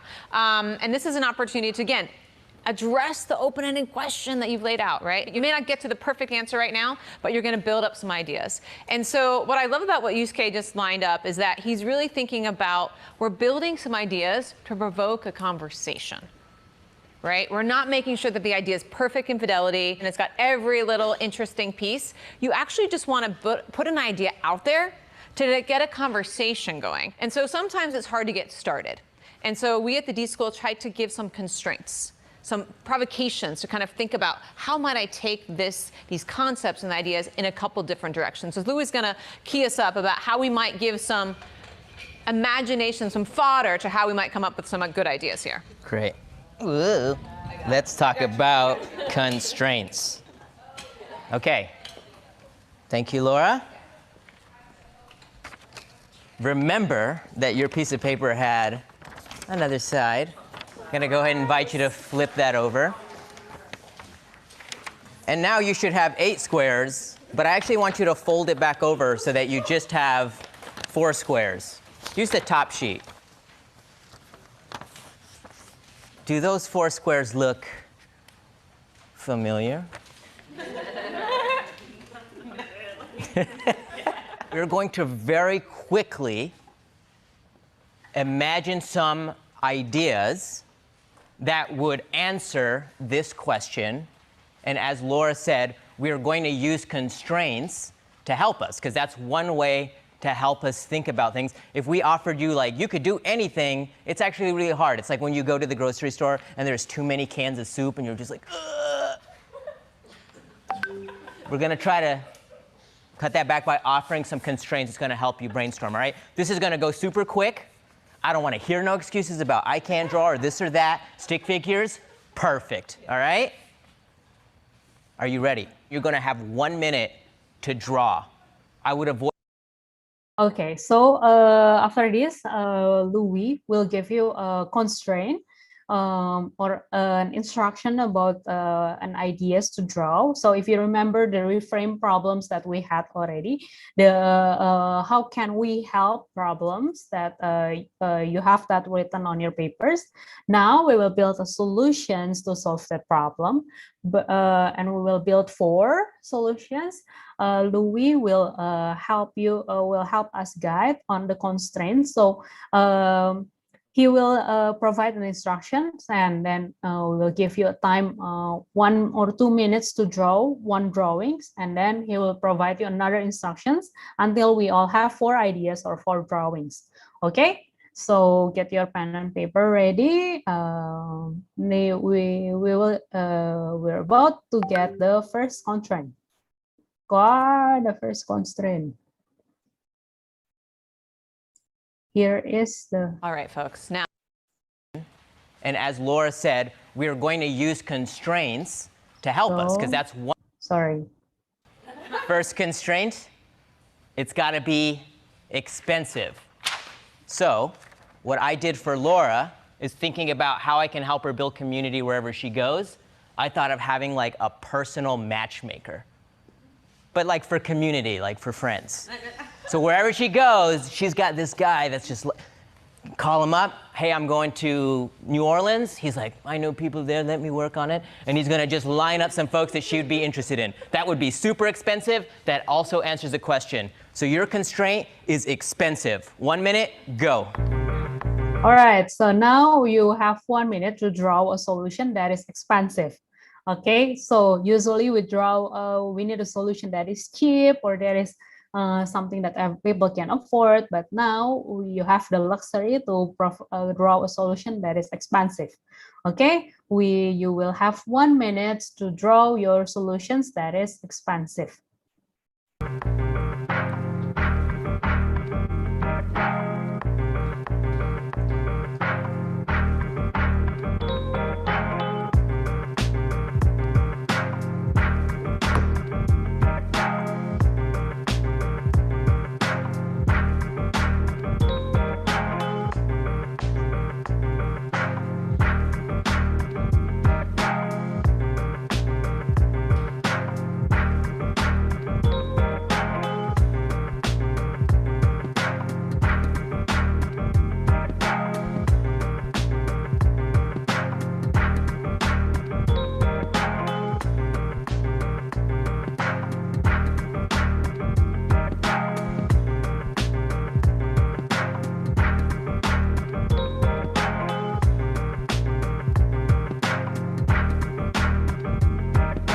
All right, that's it. No more detail, no more shadow, whatever. Okay, moving on. Okay, that's it. 1 minute, moving on. Louis will give you the second constraint. Oh, why? Sorry guys for the technical. All right, folks, now.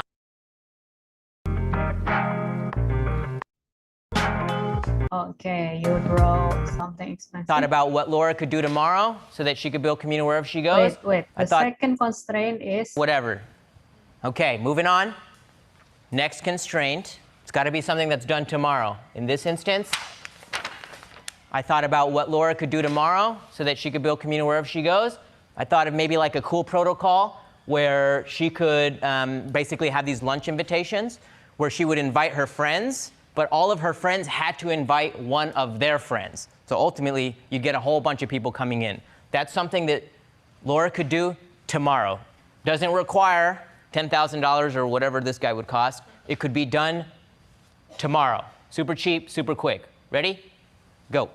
Okay, your second task is to draw something that can be done tomorrow. So it's as easy as possible and can be done to solve the problems literally tomorrow or maybe after this session.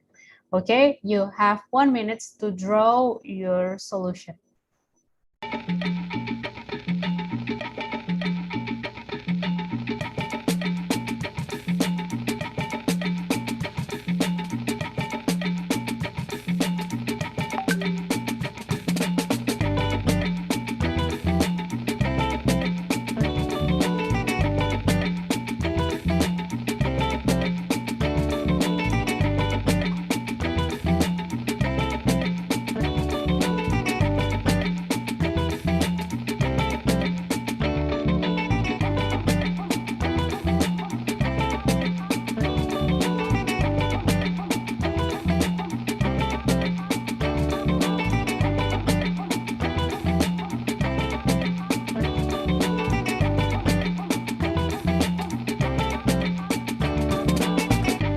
Seconds.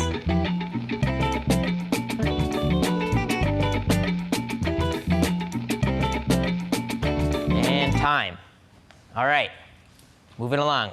We good? We ready? All right, we're moving along. Next constraint is, it's gotta be some sort of a game.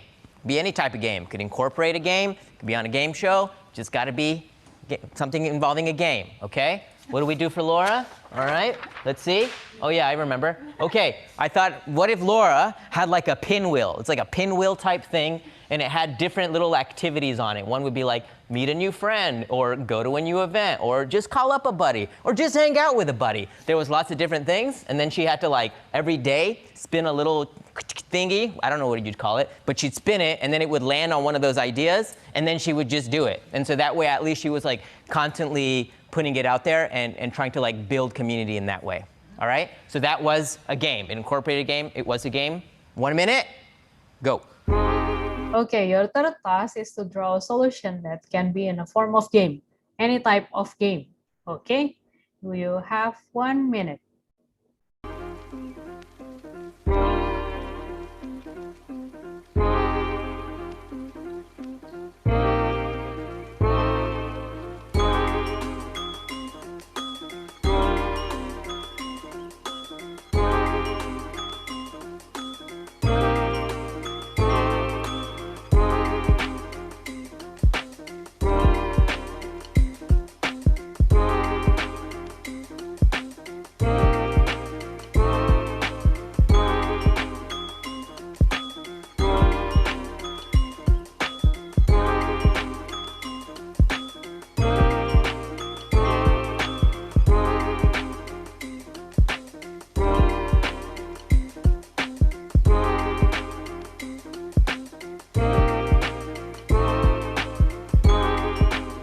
All right, 5 seconds.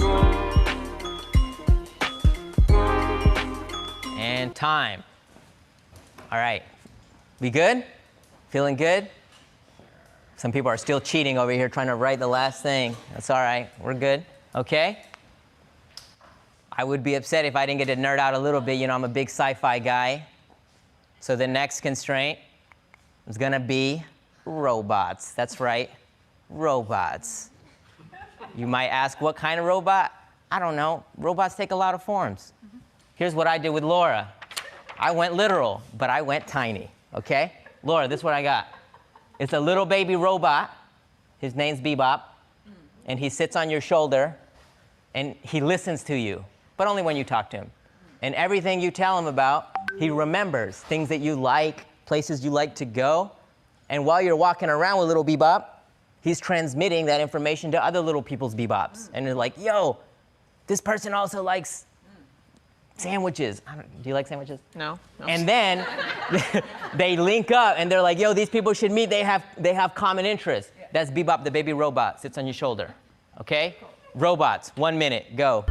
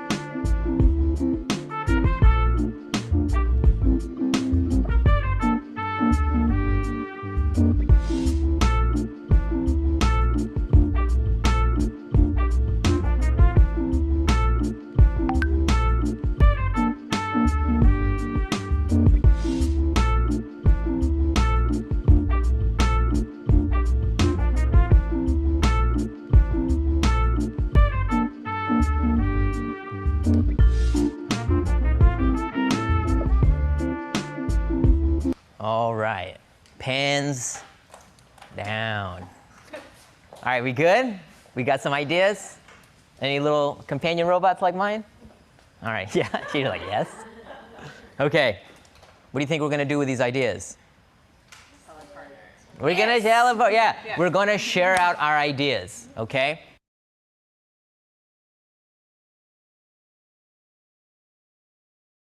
Okay, so how was it? Did you get a good drawing? Okay, now this time, you guys will get back in your breakout room. We'll open it for 5 minutes, and then you get, if you're there, during those 5 minutes, you get to share your ideas to your team. And hopefully one person can share for like 1 minute, just share it shortly so that other people can also share. But if you still have some questions, you can also ask the co-facilitators that come into your group, or you can drop it in chat. Okay?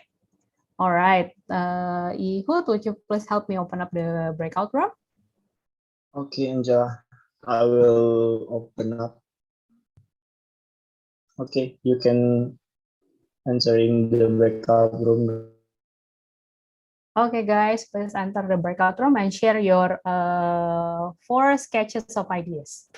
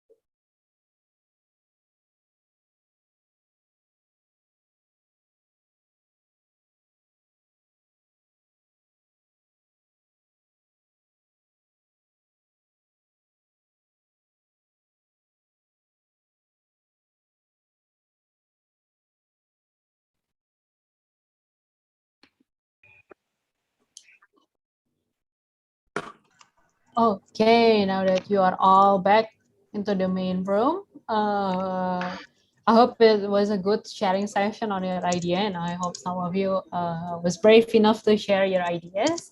But later on after this, you can have another sessions to share your ideas. But we're going to learn the 5th tools of today, prototyping. So going to share with you the videos on how we can all do prototype. So I think this video was very interesting because it looked at a music record producer who actually tested his new songs on a rap battle in an alley. So he looked at it as prototyping and how he tests whether a song would be a next hit or not.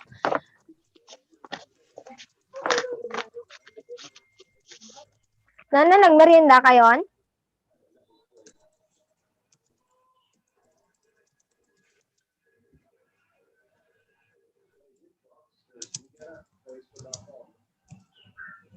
Okay, it should be loading now. Okay.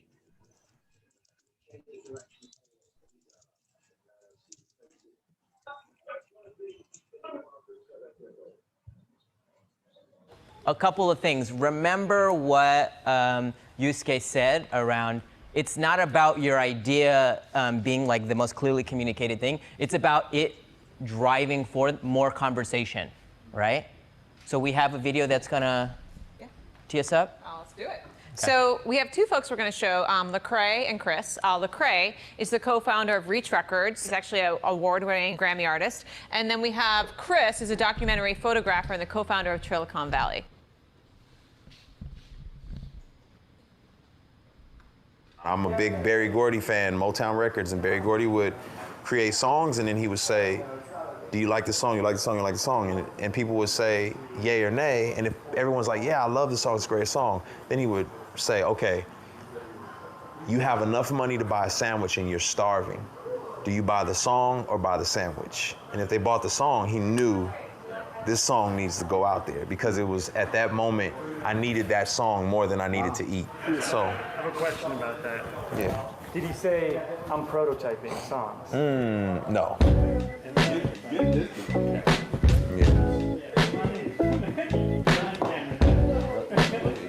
And then, like this? I love this. Prototype, in my world, is a demo or a scratch track. You know what I mean? So it's not that term, but it's the same concept. And I cannot get on a stage and do a rap battle if I have not done 50 of them in the neighborhood with the neighborhood kids. That's the prototype. Yeah, Dave Chappelle talks about he'll go into small venues. Yes. No-name venues, and he'll workshop new material. Yes. Before he goes to the... I mean, I've seen him in San Francisco, and he's like, what the crap are you doing here? And he'll kill it. Yeah. And then sometimes he'll bomb. Yeah. But it's like... He's workshopping. Yeah.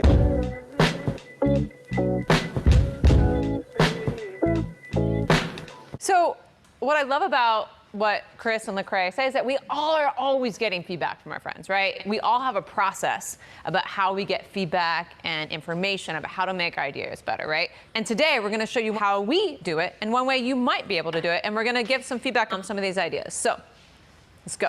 Okay, so I'm not trying to like talk about everything about this. I'm just trying to put the idea out there and then let her respond to it because I'm going to use that to generate more ideas. Great. Okay. So what I love about this, and I like this, is I love bebop. I like the name. I mean, who doesn't want a bebop in their life? That's kind of cool. So I like that. I kind of wish I wouldn't have to carry a robot around me on my shoulder. I don't know. It feels like a little bit awkward. So I wish I didn't have to hold a robot on my shoulder walking around every day. Okay. Yeah. Great. So the framing that we used here was I like, or I love, she loved. I love it. I like, and I wish, right? So one thing the person likes about it, and maybe why, and then one thing they wish was different about it, okay? And you'll use that framing. And as they're telling you what they like or what they wish about each one, you're gonna go down each one, you're gonna just write notes in that little square of what they say, because you're gonna use that to generate more ideas. Does that make sense? Okay. So basically, each partner is going to go and share their idea, you'll have only 4 minutes to share all the ideas and get feedback. So I don't want you getting caught up to be like, and this person, he wears a little hat, and he's got a little bow tie, and he's really cool, and he's gonna... No, put the idea out there and let them give you feedback on it. Make sense? Anything else? Yeah, and it's really important too, is like you got these ideas, but you also had a challenge or a question that you were trying to solve. So it's probably really important before you jump into the ideas, like here was the question, and the open-ended question that I posed for you. Again, you're getting a little bit of feedback. Do not wordsmith that question. This is not the time to do that, right? This is about just getting it out there. So share the question that you came up with, just share it, and jump right into the ideas. Again, this is not a long process. This is sharing the question and moving quickly through each idea. Okay, so you're gonna have 4 minutes to do it. Partner A is gonna share their... Sorry, I skipped that video. All right, so now you're going to get back into breakout room. Maybe you share your idea previously, but now you're going to get feedback. It's up to you to decide whether you want to give feedback from the ideas that was shared earlier, or you want to spend some time to hear new ideas from another person and then give feedback to that ideas. The feedback format would be, I like, what do you like about that idea, or what do you wish were different? And I wish so something that you like and something that you wish to be improved, okay? And now you will have 5 minutes, another 5 minutes to share your ideas, or if you have shared your ideas before, just get feedback from your friends about your ideas, okay? Ehud will help you to get into the breakout room. Okay, thanks, Angela. I will open up the breakout room. Okay, now you can all get in for 5 minutes. If you were the kind of shy person who hasn't shared before, maybe it's time for you to share and get feedback on your ideas. Share also the problems or what you reframe and what kind of solutions that you come up with.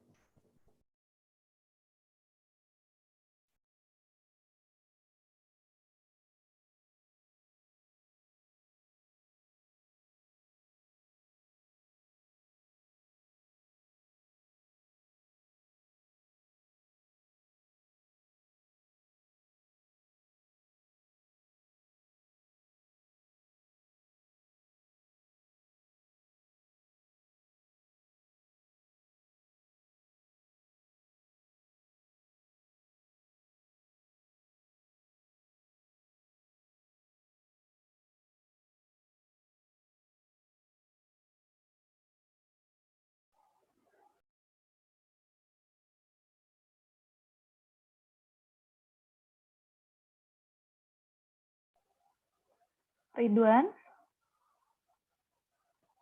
which group are you from? Ridwan. Okay. From which group?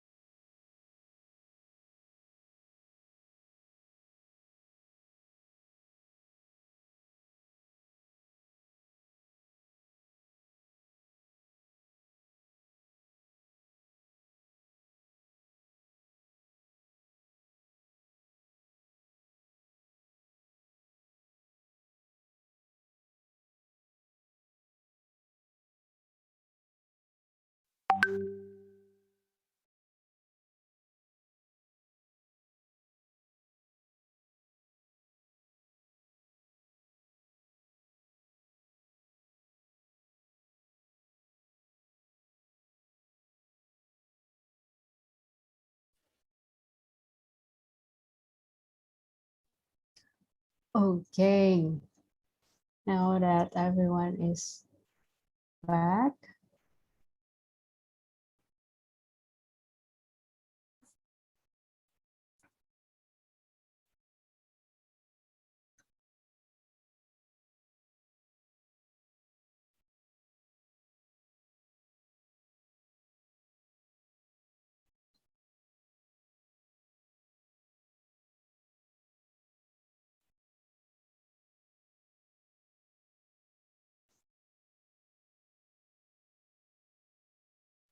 Okay,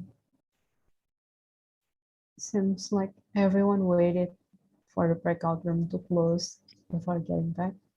Looks like it's a good sharing session. Did you guys get good feedback in the breakout rooms?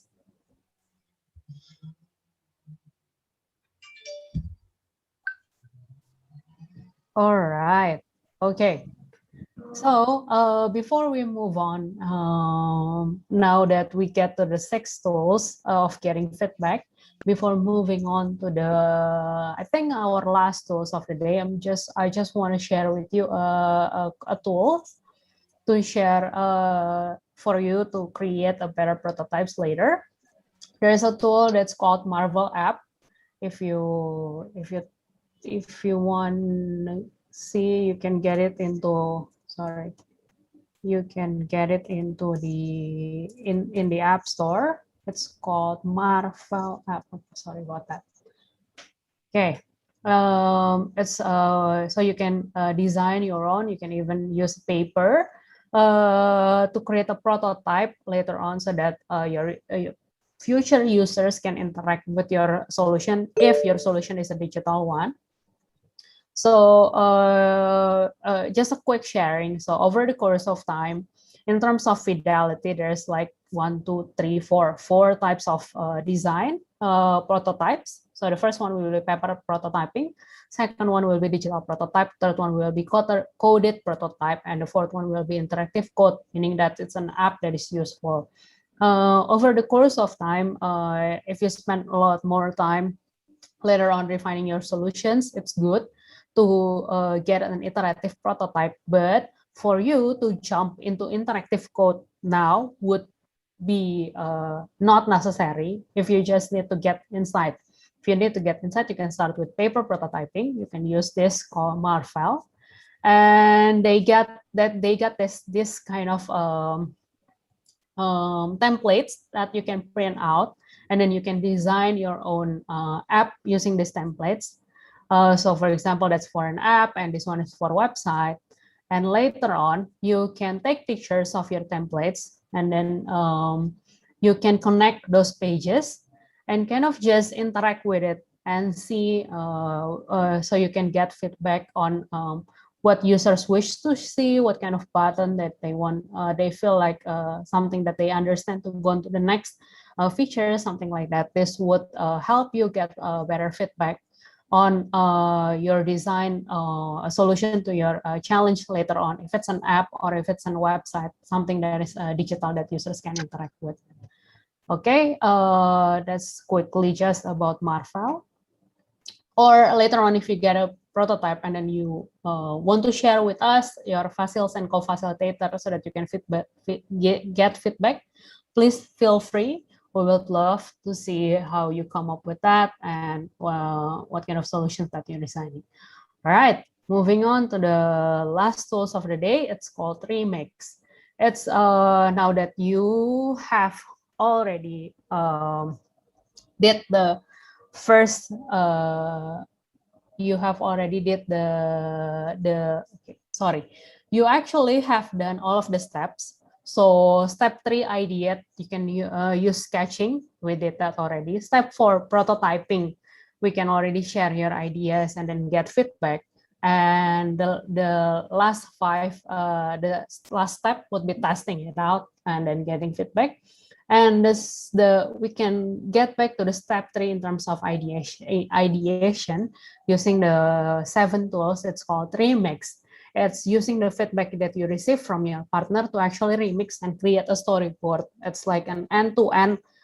So from the problems that you get earlier into the solutions that you come up with.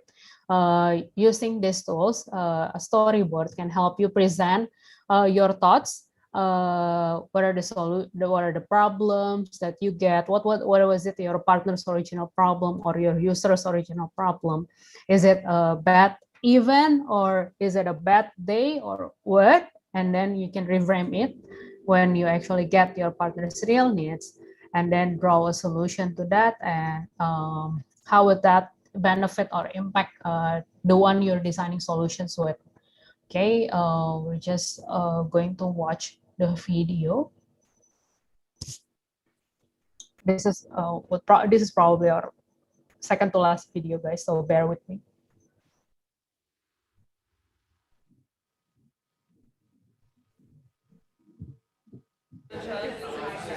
All right, y'all. Thank your partner. Thank your partner for working on your behalf. So you're going to take all of that awesome feedback that you got from your partner, the good, like, oh, I like that, I wish they had done this, and you're going to synthesize that. Your idea could be a morphing of all four of them. It could be just one idea that they really love and you want to expand it out. But you're going to reimagine one or many of those and make them into one thing. And Louis is going to show what we did for our design challenge. You guys remember this? Now if you flip it over again, you have some blank squares, right? So that could be 4 different ideas like we did with the previous, or it could be a storyboard. And that's what we're gonna actually do now. So again, you're taking the feedback that you received to come up with an idea that's gonna be a little bit more drawn out. So it's gonna have more detail to it, okay? And the way that I kind of set this storyboard up is it's not really kind of a chronological process, as some storyboards might be. It has its own flow. And the flow is, first, what the problem that I saw initially was. And in this instance, Laura went out to a party. There were only a few people there. She just didn't feel like it met her social needs, okay? In the second one, I want to talk about what was that kind of insight that I discovered. That insight that I discovered, which was that Laura doesn't really have a kind of community here in a new place with folks who have similar interests, similar passions as her. Like, that's the real underlying issue. So my idea that I decided to use based on all the feedback that she gave me on the 4 other ideas was this thing called soul buckets. And essentially how this works is every single week there's these 3 buckets that are empty and they have different tags: books, movies, social issues, and those tags will change every week. But basically everybody in the office will put their kind of name and their information on like a piece of paper or a token, and then vote, like kind of put their chip in the bucket that they're most interested in. Then at the end of the week, the kind of these tabs will be flipped and it will actually reveal that there's some sort of an event. So here's like a book reading event, and the social issue one might be some sort of like organizing event. And then all of the people that put their names in the bucket will then get kind of called to go to that event. So if Laura said social issues, then she would get called to say, hey, here's a kind of event around that thing.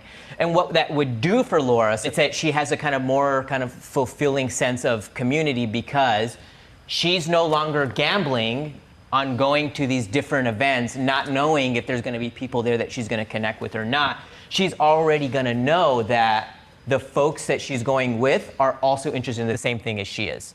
All right? So that's how I took one idea, combining all the feedback that she gave me, and drew it out in this process. So one more time, again, it is like, what is the thing that you initially noticed? What is the kind of deeper understanding that you gain from that interview?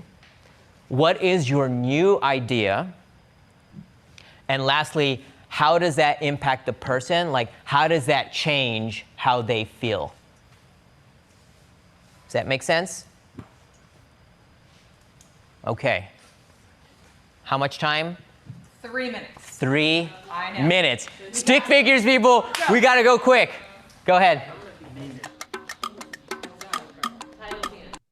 Okay, now we're going to do the remix. If you use your pen and paper, the leftover notes that you get, divide it into 4 different parts, and then draw storyboard contains a problem, the reframe problems that the real user needs, the solution, and the benefit that you've drawn earlier. The solution could be the same thing that you got earlier, or if you have a new solution based on the feedback that you get, you can also draw it. Okay, now we all have 3 minutes to draw it now.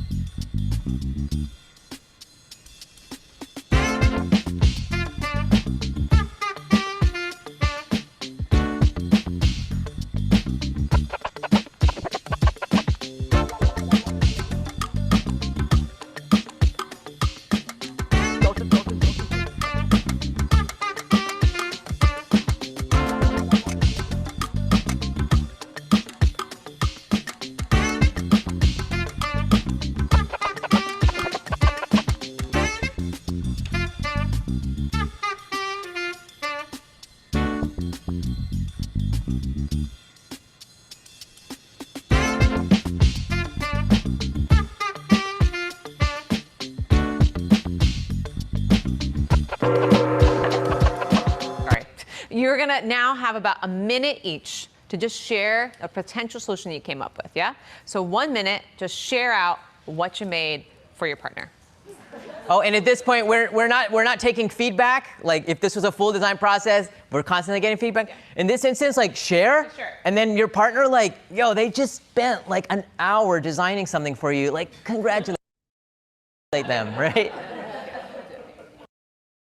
Okay, I hope you get a good storyboarding session and you get a good draw. So yeah, let's share your new solution. Anyone would like to share? their storyboard or the problems that they get earlier, and then what are the solutions that they design?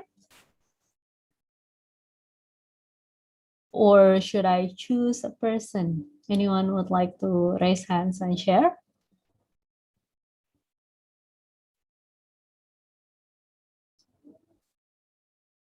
It's okay, guys. Your drawings doesn't need to be perfect.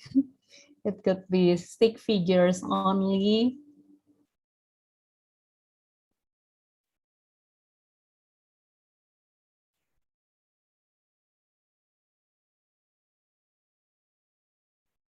Anyone? Or maybe we can call. Or maybe Bu Faldina, do you have any recommendations who can share with us? Maybe Quintina. You already prepare your pose. Yeah, Okay. Quintina, maybe you can unmute yourself and then show your video and show your drawings. Yes, but I don't really draw it. I just make a small icon It's okay. And so I just have to tell it right now. Yeah, sure. Just show us briefly your drawings, the icons that you made, and then just briefly explain to us what is it that you draw. So actually, my team and I has me as the example. So I told my team about how was my yesterday, and well, yesterday I had a lowest point because I feel like I don't have enough quality time with my family due to all the assignments and tasks that I should do. So I kind of have a lot of things to do, and it makes me so I don't spend enough time with my family. And my friends from the group has made some solutions to help me solve that problem. And okay, so maybe I can directly tell you guys about the storyboard. So here, maybe you can see it clearly because I have a virtual background, or I'm not sure you can see this thing. Maybe I just can read it. Yeah, it's all right. Okay. Okay, so the storyboard consists of 4 aspects. The first is what is the problem. So the problem is the lack of quality time with family due to a lot of things and tasks to do, and reframe what is needed. So I need help to do the task, or I need someone to help me, and or I need a fun activity to spend the quality time with my family during my spare time. And my friends gave me some solutions, such as first, maybe I can ask for another friend's help to help me finish the assignment so that I'm not the one who's stressing, I'm not the one who is overthinking about the task. And the other suggestion is maybe I can play the games with my family, and it's called the What's in the Box challenge. So the game is I have to write some movies title in a piece of small paper, and then I put them all in a box, and then it just makes it, and then I try to pick it up randomly, and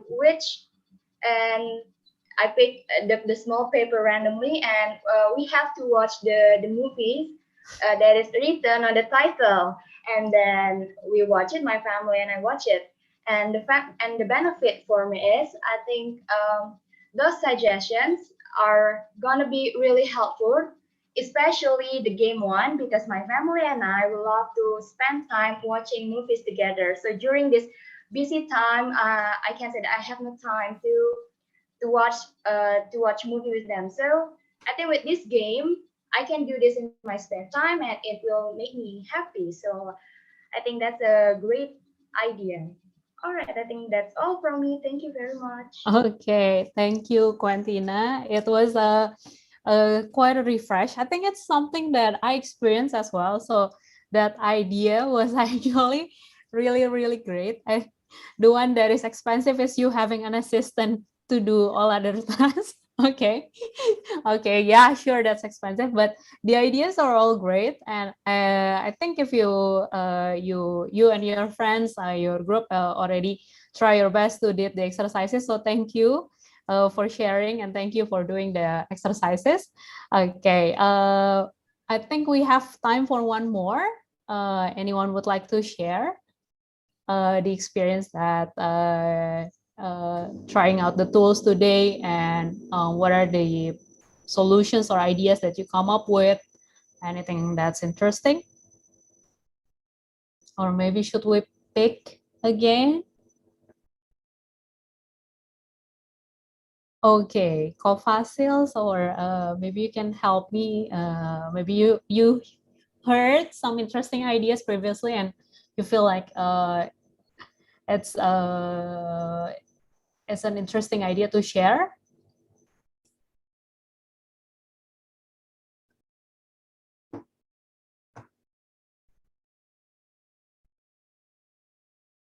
Okay, hello Angela. Maybe from our breakout room, I want to choose Muhammad Lutfi. Lutfi. Okay. Hi, okay. Can you share me, please? Okay, thank you, Mr. for your time. Okay, so this is my absurd idea. Okay. Well, so the problem from my group is we are always overthinking about the future. So the reframing is we need some advice. We need some the spirit. So yeah, the solution is robot. Why robot? Because this robot, it can give you some advice. It can hear your story, and then it can provide you such as food and drinks or something like that. And these robots work like Siri. You know, Siri, it can make me share our story, and then she search on the Google or something like that. So yeah, that's it. My an absurd idea. Okay. So you were originally worrying about your future, but then you get a digital assistant that help you navigate all of the options that you get, helping you Googling things and Yes, getting to exactly. know. Okay. Well, that's a wild idea, but nothing is, I think there's no right or wrong. But yeah, thank you for sharing that with us. It's great that you actually find a wild idea here. Okay, all right. Thank you, Lutfi, for sharing. Okay, if anyone else want to share, now is the time. But if not, or maybe you can type in the chat if you want to share. Meanwhile, before we close our session, let's capture our work and take a team photo. Okay, maybe you can show your drawings, or but make sure it doesn't cover your face, okay? So that we get a good documentation of the great sessions that we had today.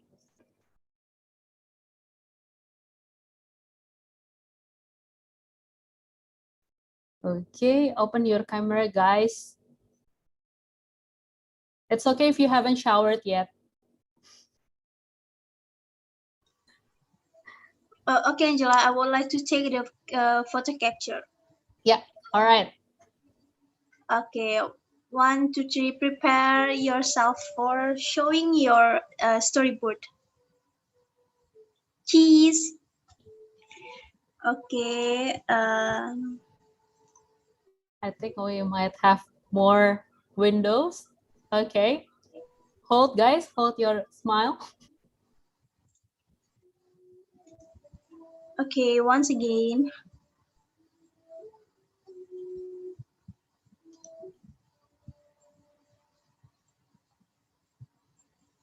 Okay, Angela.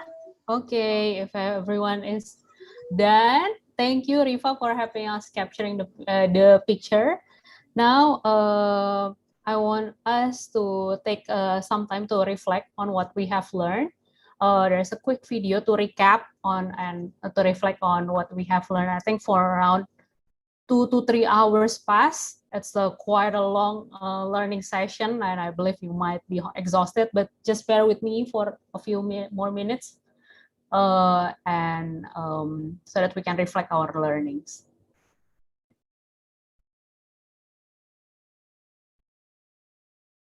We just went through a design cycle. Woo! Give your neighbor a high five. Nicely done. So let's talk about that. Yeah.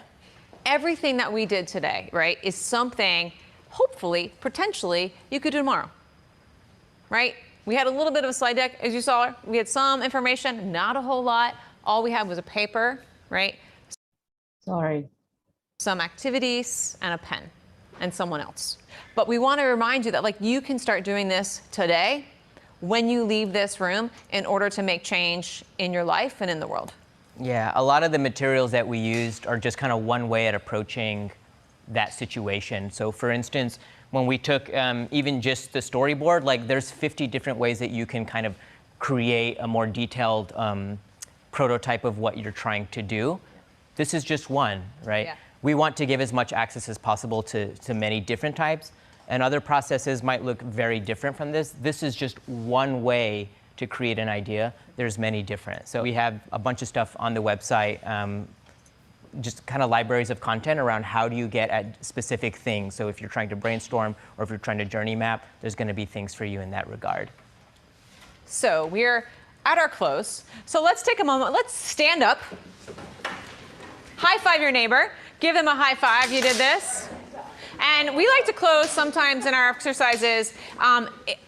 It's kind of like a golf clap, if you all have heard that, but it goes a little faster. So sometimes we start like this, and we're going to make a communal clap. And you're going to get faster, faster, faster, faster, faster, faster, faster, faster, faster. Okay. Okay, we're going to do that. Let's try to do it, guys. Okay, open up your video so that we can do a communal clap. Okay, put up your video, unmute yourself. Okay, let's do a communal clap. Let's go faster, faster, faster. Yay! Thank you all.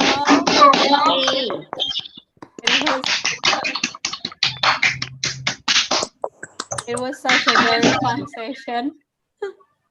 Thank you. I hope you learned a good thing. We did take a time photo already. So just gonna ask you guys a quick question. Name one thing that you have learned today that you can apply directly. Maybe you can answer it in the chat so that me as a facilitator can also get the insight on, get to know you better as the users. And what is it that one thing that you learned today? You can type it in the chat. And also, what is it that you find most interesting during our session today? Is it the sketching? Is it the ideas that you find? Is it actually getting a new friend or anything? Okay, I saw, yeah, Melanie, thank you for sharing active thinking skills.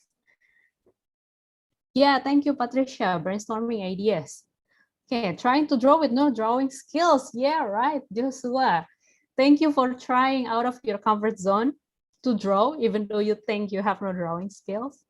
Day in the life graph. Okay, all right, okay. One thing last is that, do you think design thinking could be applicable in solving agriculture problems? Is it a yes or is it a no? Are you still unsure about these tools? Yes. All right, cool. Thank you, guys. Yeah, I think so too. The system of organizing and thinking the innovation. Yes. All right. Okay. So later on, you can get these slides for further resources. I have put on some links and to do paper prototyping, and also there's additional books that you can consider, such as there's actually a book about using design thinking to design your life. So earlier, if you mentioned anything anxious about getting a job or knowing what you want to do, this book could be useful for you. And then jobs to be done framework, it's another framework. It's a different problem solving skills, but with knowledge, with design thinking, you can combine it with this different framework so that you can get a different kind of problem solving skills. Later on, there are some books that you can download online so that you can get to use this as a part to solve your problems.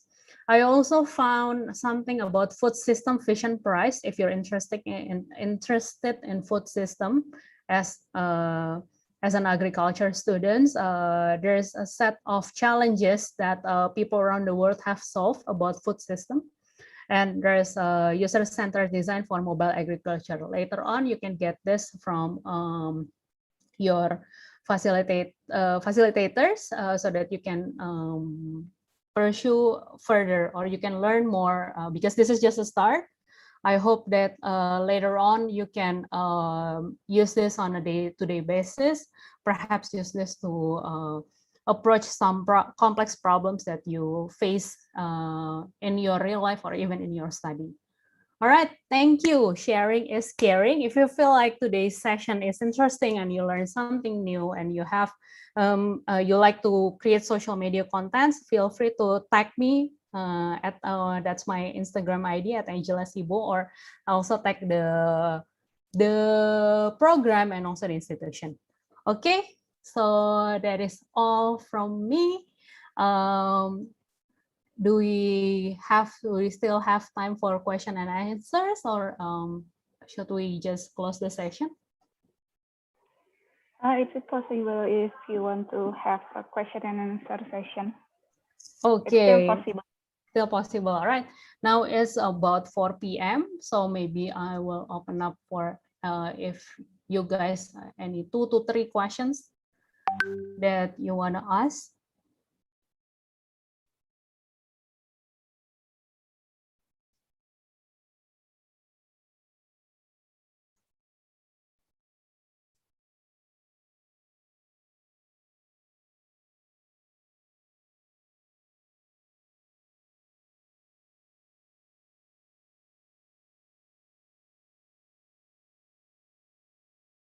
Okay, all right. If there's no questions, later I will put in the chat my contacts. If maybe later on you're doing a solution brainstorming session to the challenges that you're facing, and then you want to run your own design thinking workshop with your team, you want to get it clearer, you can contact the co-facilitators, and also you can contact me. I drop in my email and my Instagram account in the chat so that you can reach out to me later on if you have no questions now, but maybe you might have questions later. Okay? All right, I'm going to stop sharing and I will give back the time to Bu Faldina. Okay, yeah, thank you, Miss Ella. Thank you for the attractive and fruitful lesson, and also for the support from all the co-facilitators, and of course, Miss Nitya behind the frame. Okay, yeah. And then that was a really fun class and a pleasure for me to attend this workshop. Thank you all students for participating. Hopefully we always have a good health and have an opportunity to meet again in another occasion. That's all for this session. I'm sorry if there's any mistakes from me. Thank you again. Wassalamualaikum warahmatullahi wabarakatuh. Waalaikumsalam warahmatullahi wabarakatuh. Okay, bye everyone. Thank you everyone. Thank you, everyone. Thank you so much, Thank you, Miss. everyone. Thank you so much, Miss Angela. So And happy to meet you, Miss. Thank you. Stay Thank you. healthy. Thank you so much, everyone. Stay Thank you, Team safe. Excel. Thank you so much. You're welcome.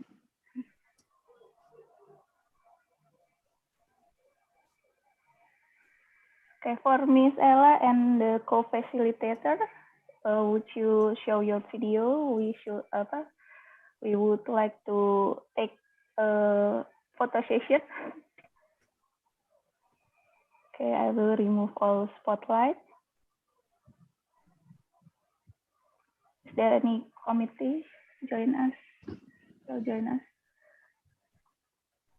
Okay.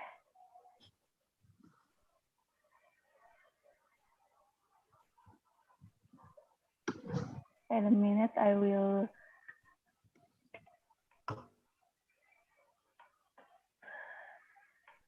Miss Tonya, is there any? Oh, Miss Tonya sambil gladi resik ya, gladi resik buat Ya maaf webinar Bu, besok. Mau ada yang saya sambil disampaikan? iya 2 layar. Oh, terima kasih banyak. Sebentar ya. Terima kasih banyak Bapak Ibu semua co-facilitator luar biasa. Pakem banget ya hasil didikan dari XL Future Leaders. Seru banget tadi saya lihat walaupun mungkin saya agak-agak dual screen ya. Tetapi saya ikut kok tadi dan ternyata sangat seru dan jadi masukan yang pengalaman yang sangat pasti berarti ya buat anak-anak dan semoga buat co-facilitatornya juga bisa menambah pengalaman juga. Saya harapkan yang terbaik dan semoga sehat terus ya ibu-ibu. Oh nggak ada bapak-bapak, oh ada bapak-bapak. Oh yang paling ganteng sendiri. Iya. Raja minyak Ihud ya dari kemarin. Oh gitu. Perempuan cantik. Yes. Semoga nggak kapok ya. Insya Allah enggak. Dan semoga ada kolaborasi lain ke depannya. Amin. Terima kasih banyak. Sama-sama, Miss Tonya, Miss Valdina. Terima kasih banyak untuk kesempatannya. Jadi teman-teman alumni dari Excel Future Leaders juga punya kesempatan untuk berbagi nih. Karena salah satu tagline-nya kita adalah paid forward gitu. Apa yang udah kita dapatkan dari Excel Axiata Future Leaders, sebanyak-banyaknya juga kita harus memberikan ke manapun itu gitu. And especially for today, kami senang banget, happy banget, alhamdulillah dikasih kesempatan di International Summer Course ini gitu ya. Dan mudah-mudahan ilmunya bermanfaat, experience-nya juga menyenangkan. Dan kalau ada yang kurang-kurang barangkali atau yang lebih-lebih justru kami juga minta maaf. Untuk Ella juga thank you ya. What a great facilitator of design thinking here and also every single facilitators, co-facilitators juga nih ya. Ternyata masih ingat design thinkingnya ya. Good. Yes. Berbusa-busa hasilnya. Yes. Oke. Dua lagi. Ini khusus co-facilitator sama panitia mau foto nggak? Boleh sekali Bu kalau mau 1, 2, diajak 3, 4, berfoto. 5. Oh ya. Minta tolong Bu Dina kali ya. Oke, ini 5 ya, 5 co-fasil. Revido bukan ya? Revido ini bukan dari kami. Oke, aku remove dulu. Oke, ya. Oke, siap-siap berpose. Saya sambil gendong bayi, nih maaf.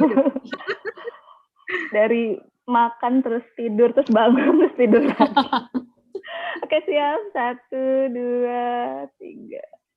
Oke, satu lagi. Ya, terima kasih semua. Terima kasih sekali lagi. Terima kasih banyak. Miss Tonya. Ada kesempatan Miss lain. Tonya, Miss Valdina. Oke. Yes. Bye. Terima kasih teman-teman co-fasil. Thank you Nitya. Bye. Thank you Nitya, Kak Angela, Bu Valdina, Bu Tonya, dan teman-temanku sekalian. Makasih. Terima kasih.